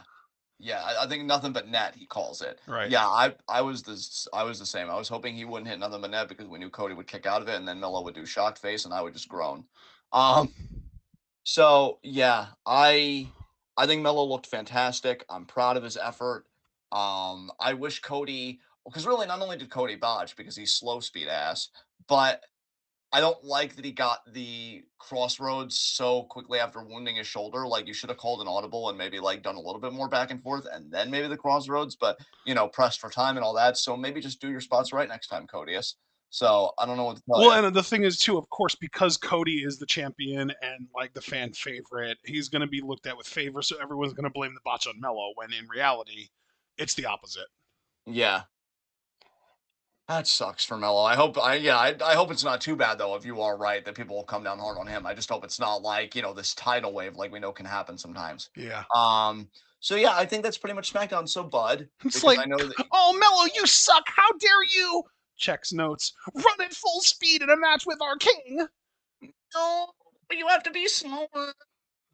But yeah, that sooner Cody loses that championship, the better. Allen is being respectful right now, and I'm just like, why? But then I think, you're a white Southerner, you're a white guy, Nepo baby, that wishes wrestling was still in the territories. No wonder there's a lot of respect here. God damn it. But yeah, it's gonna be what it's gonna be. This whole fucking match at Backlash. I just feel like Cody's gonna be an easy retention for him, and he moves on to the next thing. I mean, yeah, Sooner he they drops the booked title, this the better. because they know that Alan can give him a good match. Yeah, 100%. 100%.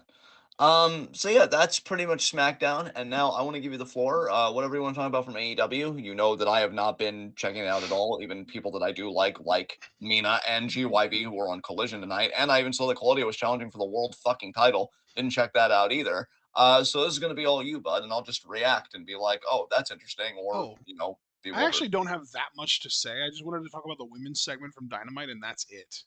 Sure, what's up? Well, Mina got to run it back and basically do her exact match that she had in ROH with Anna Jay on TV. Yes, yes, that's right. Yeah, That's they right. they had the same finish in the same part of the ring and everything. It was the Glamorous Collection Mina. She got to pin Anna Jay. Happy for her about that. Mariah went into the ring. Anna Jay attacked Mariah. Mina tried to save her. Anna attacked her. Went back to Mariah. Tony came out to save Mariah specifically, and then Tony was like cradling Mariah and holding her the way Mina did. I don't think there was any kind of like sapphic stuff between Tony and Mariah, other than just Mariah being very happy to be cradled in Tony's bosom. Oh, Tony trying to torch my ship. I can't have this happen. Yeah, but the part that I wanted to actually emphasize was I don't know who, if you're aware, so I'm going to throw it your way to see if you know. Do you know who came out to challenge Tony Storm for the AEW Women's Championship afterward? No, I would just assume Deanna again. I'm so glad it wasn't. It was Serena Deeb. Ooh, see, that's nice. I Yeah, like that. yeah, That's cool. yeah. She came out and Tony dropped the title and her shoes on the ramp to get into the ring, and Serena came out and just sat next to the title and cut Wow. a promo straight into the camera without a mic or anything, basically saying that she's coming for the title. So yeah, it was awesome. Very very excited for Serena to be getting this kind of opportunity. Um, from what I understand, she went through some serious shit in 2023, I believe. It might have been 2022, maybe a little bit of both. Yeah, And I'm so glad that she's able to return healthy, and I'm even more happy that she's still getting a big opportunity like this after everything she went through because she is an incredible talent. She's incredible. absolutely. I'm. You said everything perfectly. I can't even add anything to that. Is there anything else you want to say about this segment? No, no, I just really wanted to bring that up and talk about that. I don't really think that there's anything else AEW wise that I wanted to talk about. If anyone wants us to talk about anything else AEW related that we missed that you really want to hear our opinion on, say so in the Q&A, which is coming up next, I believe. Indeed, because well, I always ask about extracurriculars. Did you do any this Not week? this week, no. Same. All right. Opening up the field for questions. Any questions you guys have? Let us have it.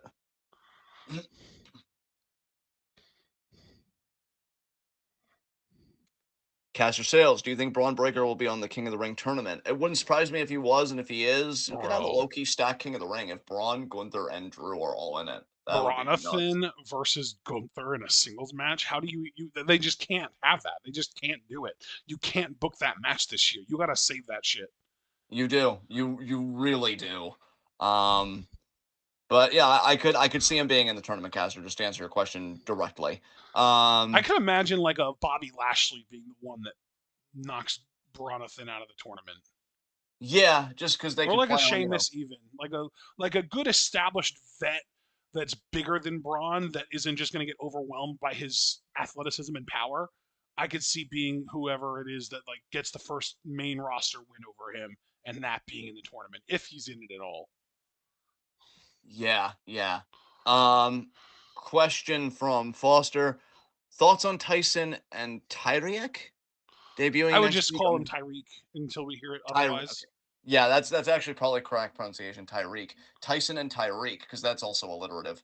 Debuting next week on NXT. I didn't even know that was happening, but given that there's a Oh debut, yeah, dude, two big fucking thick ass boys, big sons of bitches, not tall, just thick, like wide boys. well, if they can work, move over AOP.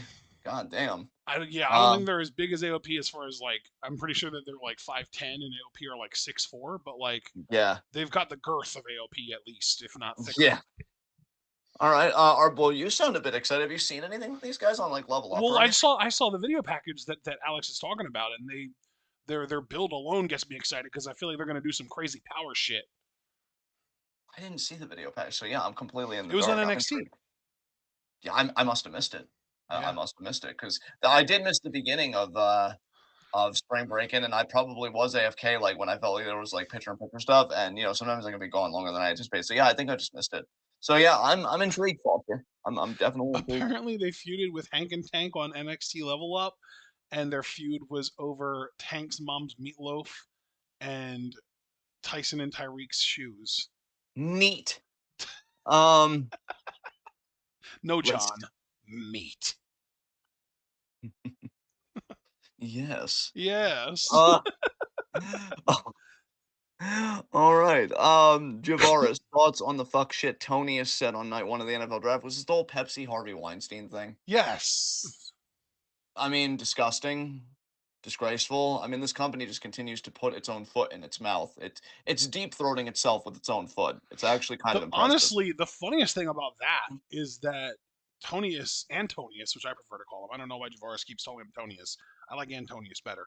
But Antonius insisted on calling them that, even though the known sexual predator who was at the top is gone now, literally just been outed, probably going to end up in prison at some point. And meanwhile, Antonius continues to employ Chris Jericho, and just last year went out of his way to sign Ric Flair to a deal. So, like, who's the real Harvey Weinstein here? Yeah, really. Like, look in the fucking mirror, dude. Um, let's see. Okay, that was Javaris's question. Super Blue, how do you feel about Swerve as champion, and do you see Adam Cole beating him for it at all in? Bro, how soon is all in? I don't even know All if in Adam would Cole will be be back in like here. late August, early September. Like, we've got a good 3+ months yet. Is it even fair for me to say that I don't even know if Adam Cole will be back by then? Because apparently that rehab's been delayed because he's been like still on TV and shit, so he hasn't been able to focus on rehab. And I don't know if he's like, I doubt he's aggravated the injury, but I don't know. Adam Cole just seems like a touchier thing. I wouldn't be so sure that he'd even be there at all in. But um, yeah, I mean, if him and Swerve face off, I could see it. Because I think he would be like the next long reigning heel champion. And so yeah, I wouldn't mind it. I'm happy that Swerve's champion. It is funny though, because like in AEW, even though we were saying like, oh, he should win, and I stand by that because Joe, I love Joe, but he was never meant to be a long reigning champion. But just like the atmosphere of AEW, no big win ever really feels like special or No, like earned. There were even like a few people being like, I wish Swerve would have chased it a bit longer, which I can be sympathetic to, honestly. But good for him. I know he wanted this and he's gotten. I think he's going to do great things with it. But yeah, I don't really know how the reign's gonna go. Uh, let's see. Ojora said he's off the wheelchair now, John. So I guess he is progressing. So maybe he would make it in time. And again, if he would, Cole Swerve sounds like a great all-in match to me. And Cole finally winning the title, like yeah, that just and then MJF comes back and maybe he beats him for it. Full circle story. I think MJF just had shoulder surgery today, if I understand correctly. So yeah, AEW's got a lot of moving parts they need to deal with. who had shoulder surgery? MJF, I believe. Oh, right. Yeah, I heard something about how like he tried to rehab it through just PT and it didn't work enough, so he got to go. Yeah, he had to Yeah, get surgery on it to get it fixed properly. exactly. So he's probably Um, going to be going. I mean, he and Rhea basically had the same surgery done like within a week of each other, I want to say. So they'll probably both return around the same time, depending on who rehabs faster. yeah, there you go. Um, Caster Sales, do you think somebody will show up at Backlash to help Solo and Tama against No One's and Orton? No, I don't think so. Not yet. If there's going to be more people in Solo's bloodline, because I know Jacob? we're all thinking about Jacob Fatu, I don't think in this context. I think they need to show Tama's value on his own. I think if you have another debut, that kind of overshadows Tama, because to me right now, this is Tama's in-ring debut with the company. Yeah. And also, like, Solo's in-ring debut in the sense of being the new tribal chief. He's not, though. In his mind, he is. And are you going to tell Is that to he, though? thumbnail? I don't think he is even in his own mind. I don't think he's the tribal chief. I don't know, bro, because he's kind of been menacingly holding that thumb up to Heyman's I face, and think I it's don't like know. an order of like authority thing though, because like Roman's not here and he knows he's the tribal prince. So by, executive order, Roman's absence makes him the top man on the totem pole. So he is in charge on TV right now because Roman's not around. Yeah. I'm sure when Roman gets back, he'll fall back in line. Uh-huh. I'm not so sure about that. Maybe Um, not, but I just have that in y my mind. you know what? Maybe you're right, though. I guess we'll have to see it play out. But I guess for me, I'm just saying, like, it feels like a new Solo, and so it's a big match for both of them, and just Yeah. having another debut so quickly, it's like, let them breathe a little bit. I know we all want I want Jacob Fatu too, but, like, it'll come. We'll get it. Bro, Just gotta be Javaris, I swear to God, if I have to wait 11 fucking months to see Jacob Fatu on my television, I'm going to throw a conniption. Yeah. I was even thinking maybe, like, SummerSlam or something, but I don't know. We'll figure it out. What was the next question? I believe it was from Foster. Is there anyone in NXT you don't want drafted? Well, I mean, champions are protected, so Oba isn't I going would anywhere. definitely say, yeah, like any champions for sure. Which we know that's guaranteed though, because Triple H even said on Friday, like, oh, since champions are staying put, like Cody's still on SmackDown, because I guess the WWE Undisputed title is a SmackDown Championship. Yeah, but like I said earlier, they go against their own rules all the time. And just because they say champions are protected doesn't mean NXT's champions are protected. True, but I'm going to act as if it does mean their champions are protected, so I'm Oh, not I too hope worried about so. Oba. I hope so. We'll see. Like I said, they go back on their own rules all the time. And so, like, if they just randomly are like Roxanne Perez is drafted to SmackDown, everyone's going to be pissed off and they're going to be like, oh, whoa, whoa, NXT champions weren't part of that. Yeah, yeah.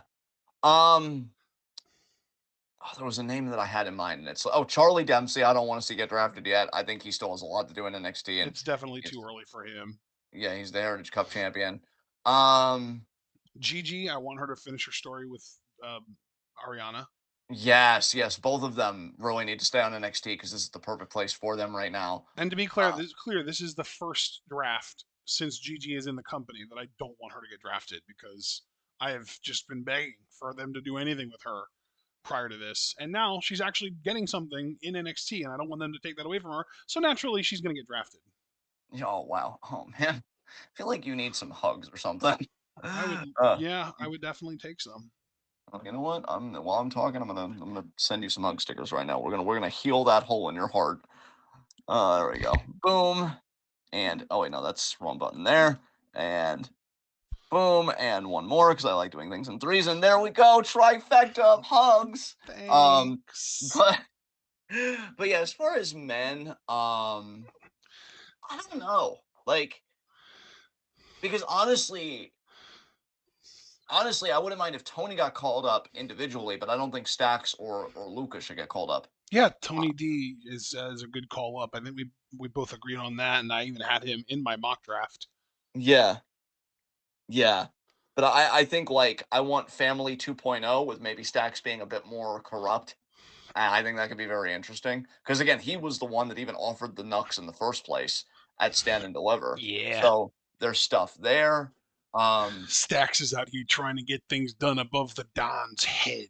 yeah, It's not yeah. acceptable. I'm gonna give that a 9.5 out of 10 actually. Um, Yeah, Javon I've Evans, learned through your excitement and ratings of my Italian accent, Italian mob accent, that I've got a really good one.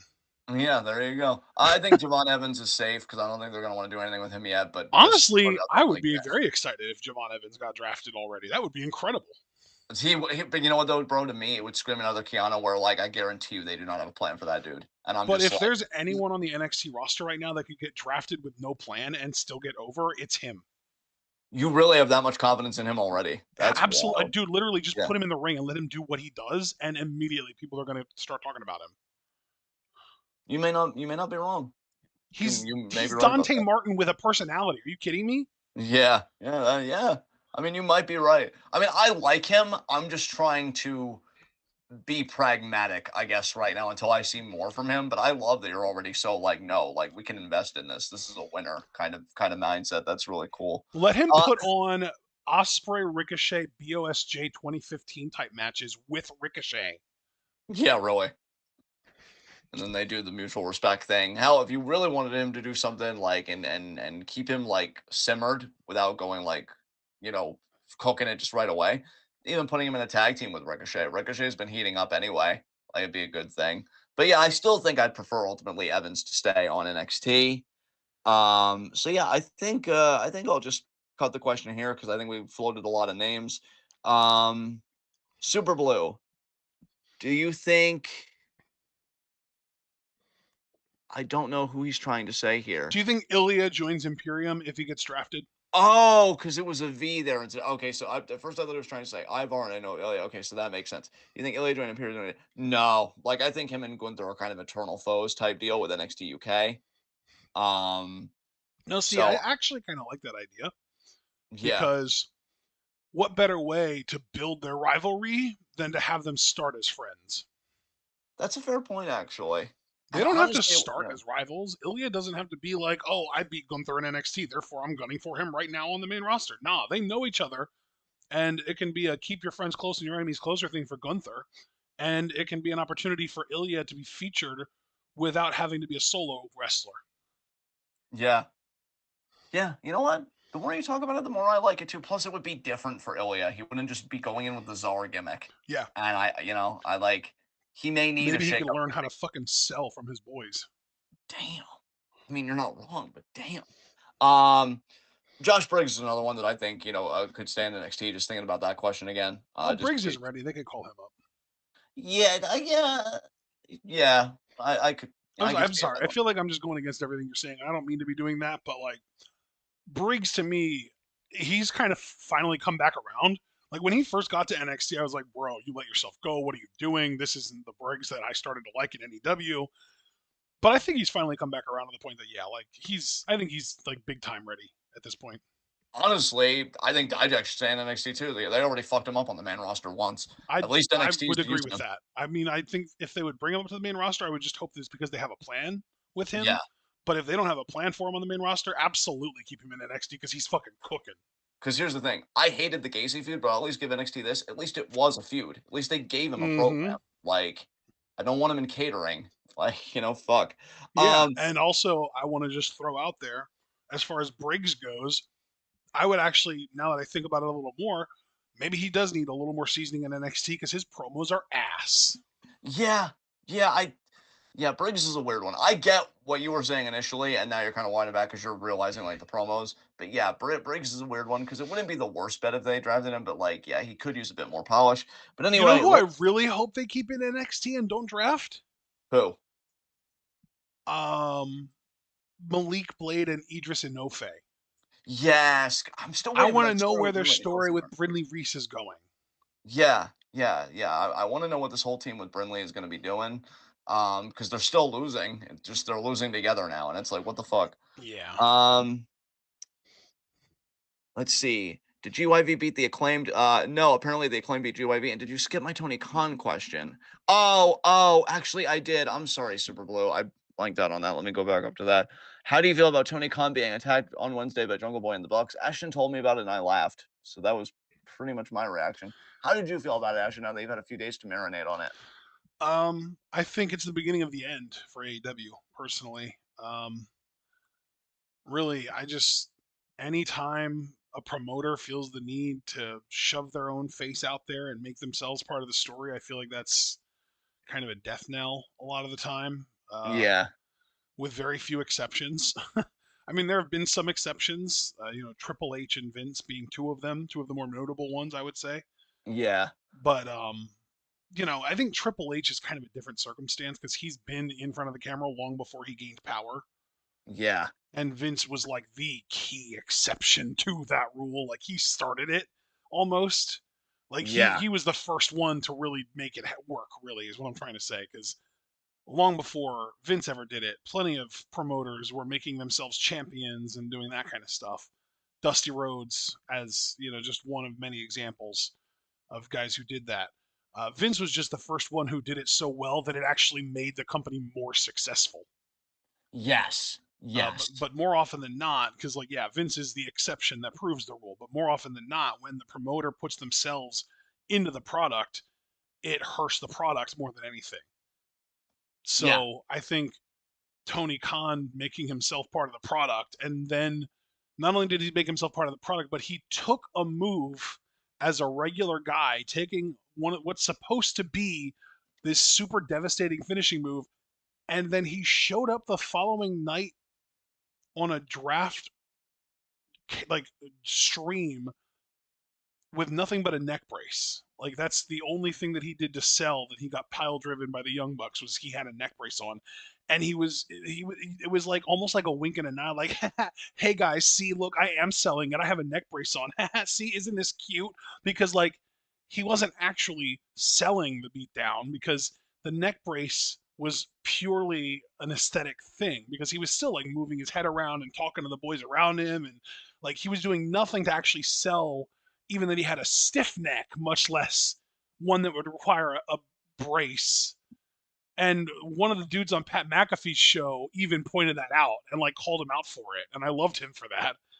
So yeah, no, it's a disaster in my mind. It's horrible, and the only good thing that will come out of it in the short term is hopefully more interesting stories with the Young Bucks because I do think they are one of the best parts of the product right now.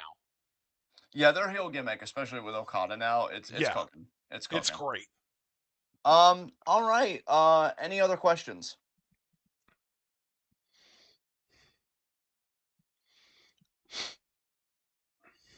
I'm going to say no. I'm going to start closing the gate. So let's move on to our next segment. High spots and low shots. God. You know what? I, after the fucking laughter I had tonight, my low shot's very easily LWO. How does this keep happening to you? But Like, they gained Andrade.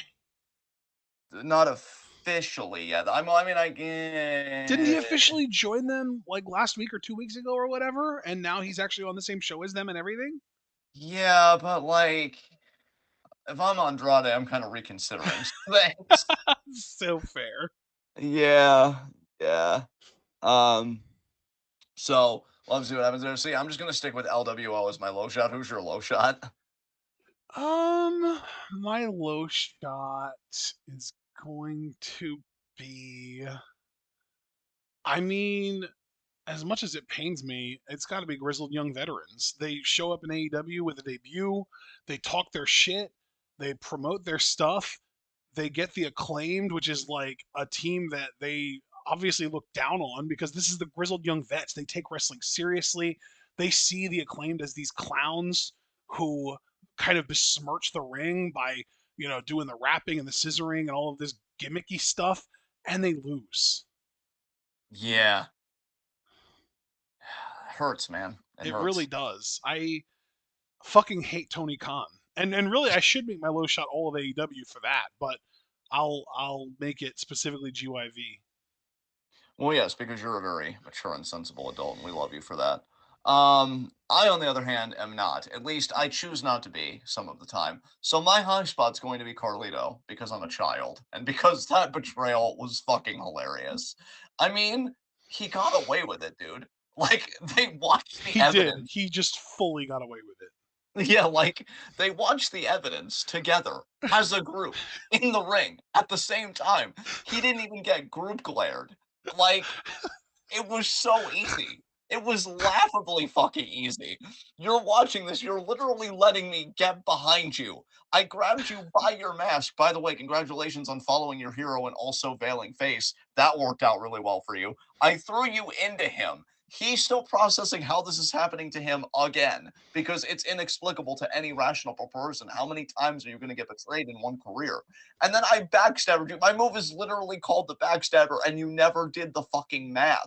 You just believed me when I said it was Santos because you wanted a reason to hate him. You suck. Like, this is the greatest Bro. high spot I've ever given because, like, he didn't triumph over an adversary. He didn't win a championship. He didn't even win contendership. You know what he triumphed over? The human fucking condition because he told on everyone.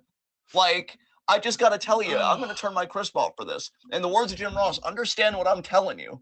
LWO, you're fucking trash. You're washed. It's over. Like, you're cooked. You're fucking cooked. Like, he got I still, like, he got away with it. It's amazing. Like, I will never be able to betray anybody that well. Like I'm retiring, y'all. I'm gonna be a good guy. I'm gonna lead with trust, vulnerability, and love. Not because being a dick is no longer fun. I fucking love it. But because how do you surpass Da Vinci? You don't. Like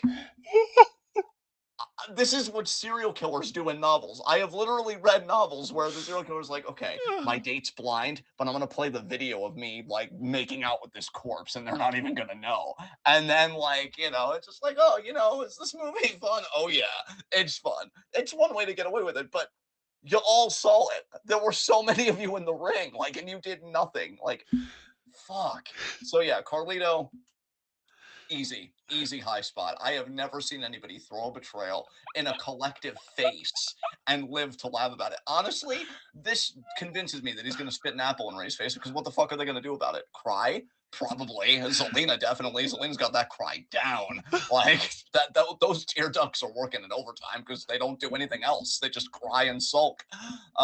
So yeah, I think Andrade should be the new leader of LWO because he'd actually, fucking lead. Bro, do you remember that fucking SNL sketch where it's making fun of like an episode of like a CW drama where someone betrays someone and they shoot him in the heart or something, and it Yeah. plays that boom, what you say? Yes, yeah, I've watched that clip. We Even need a looks like it. compilation of every time Ray's been betrayed, and every time it happens, they play that song. Bro, I would bookmark that shit so fast, and Bro, I know everybody's like, "Oh, I broke the replay button." No. I broke the fucking replay Eddie, button on that shit. Eddie does it. What you say? Then it's Batista. What you say? Then it's Edge. What you say? You know what else I loved about Carlito's betrayal too? Just because I didn't think I would Dude, talk his so much own about this. son. His own son even betrayed him. Yeah. I think what made the Carlito betrayal so fucking sweet to me personally. And I can't believe I talked this much about this because I didn't think anything would surpass Santos beating the shit out of him. And yet this might have done it just because of how absurd it was. Is that Carlito also looked shocked in a way. He's like, oh shit, that's me on the drum. Like, Somebody deepfaked it. dude, I would have loved if he tried to use that as an excuse. Oh my god. Ray, you Like, know about the AI they've been going these days. That's a deepfake. That's not me. I love that Carlito didn't even indulge in a self-satisfied smirk. He was just shocked, and he just was probably pissed that his spot got blown Bro, up. he had that look on his face of, oh shit, I gotta get out of here. But wait a minute. I'm getting away with it. They're not doing anything. I'm gonna get one last shot. Oh, backcracker. He did. He did. I love that he milked it.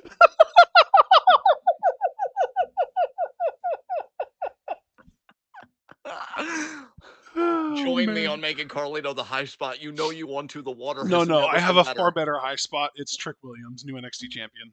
Oh God, And Sarah- I have there's actually a follow up here. Not only is he the new NXT champion, but fake friend ass is no longer in his hair. Got drafted to SmackDown. yeah. Yeah, that's so true. I mean, I still wish you would have joined me. The water is just impeccable right now, but you know what? That is a great high spot. It is.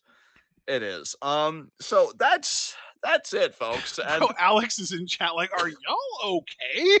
I'm stupendous. And honestly, I've reached a higher level of consciousness where I never want Ray to retire because I need this to keep happening to him.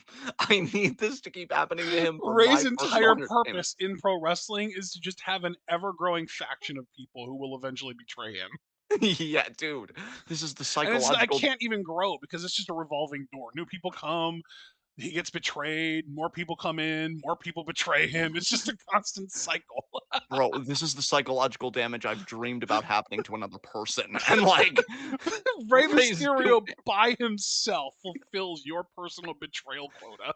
bro, he is feeding. I am feasting on this shit right now. Like, oh my god, is the getting has never been greater. Oh my god.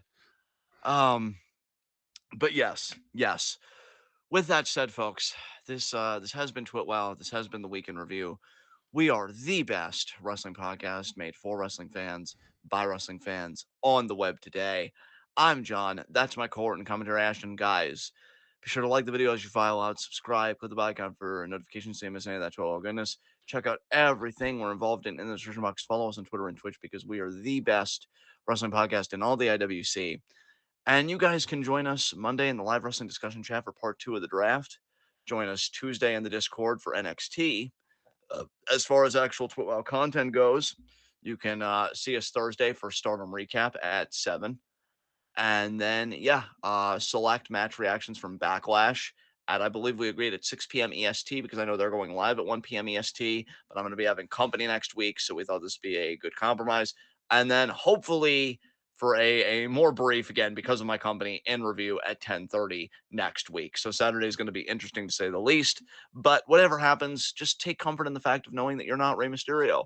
I do, and it just does fucking wonders. So, all right, enjoy the rest of your Saturday night. Enjoy your Sunday. Be good to yourselves and each other. Tune in. Peace out.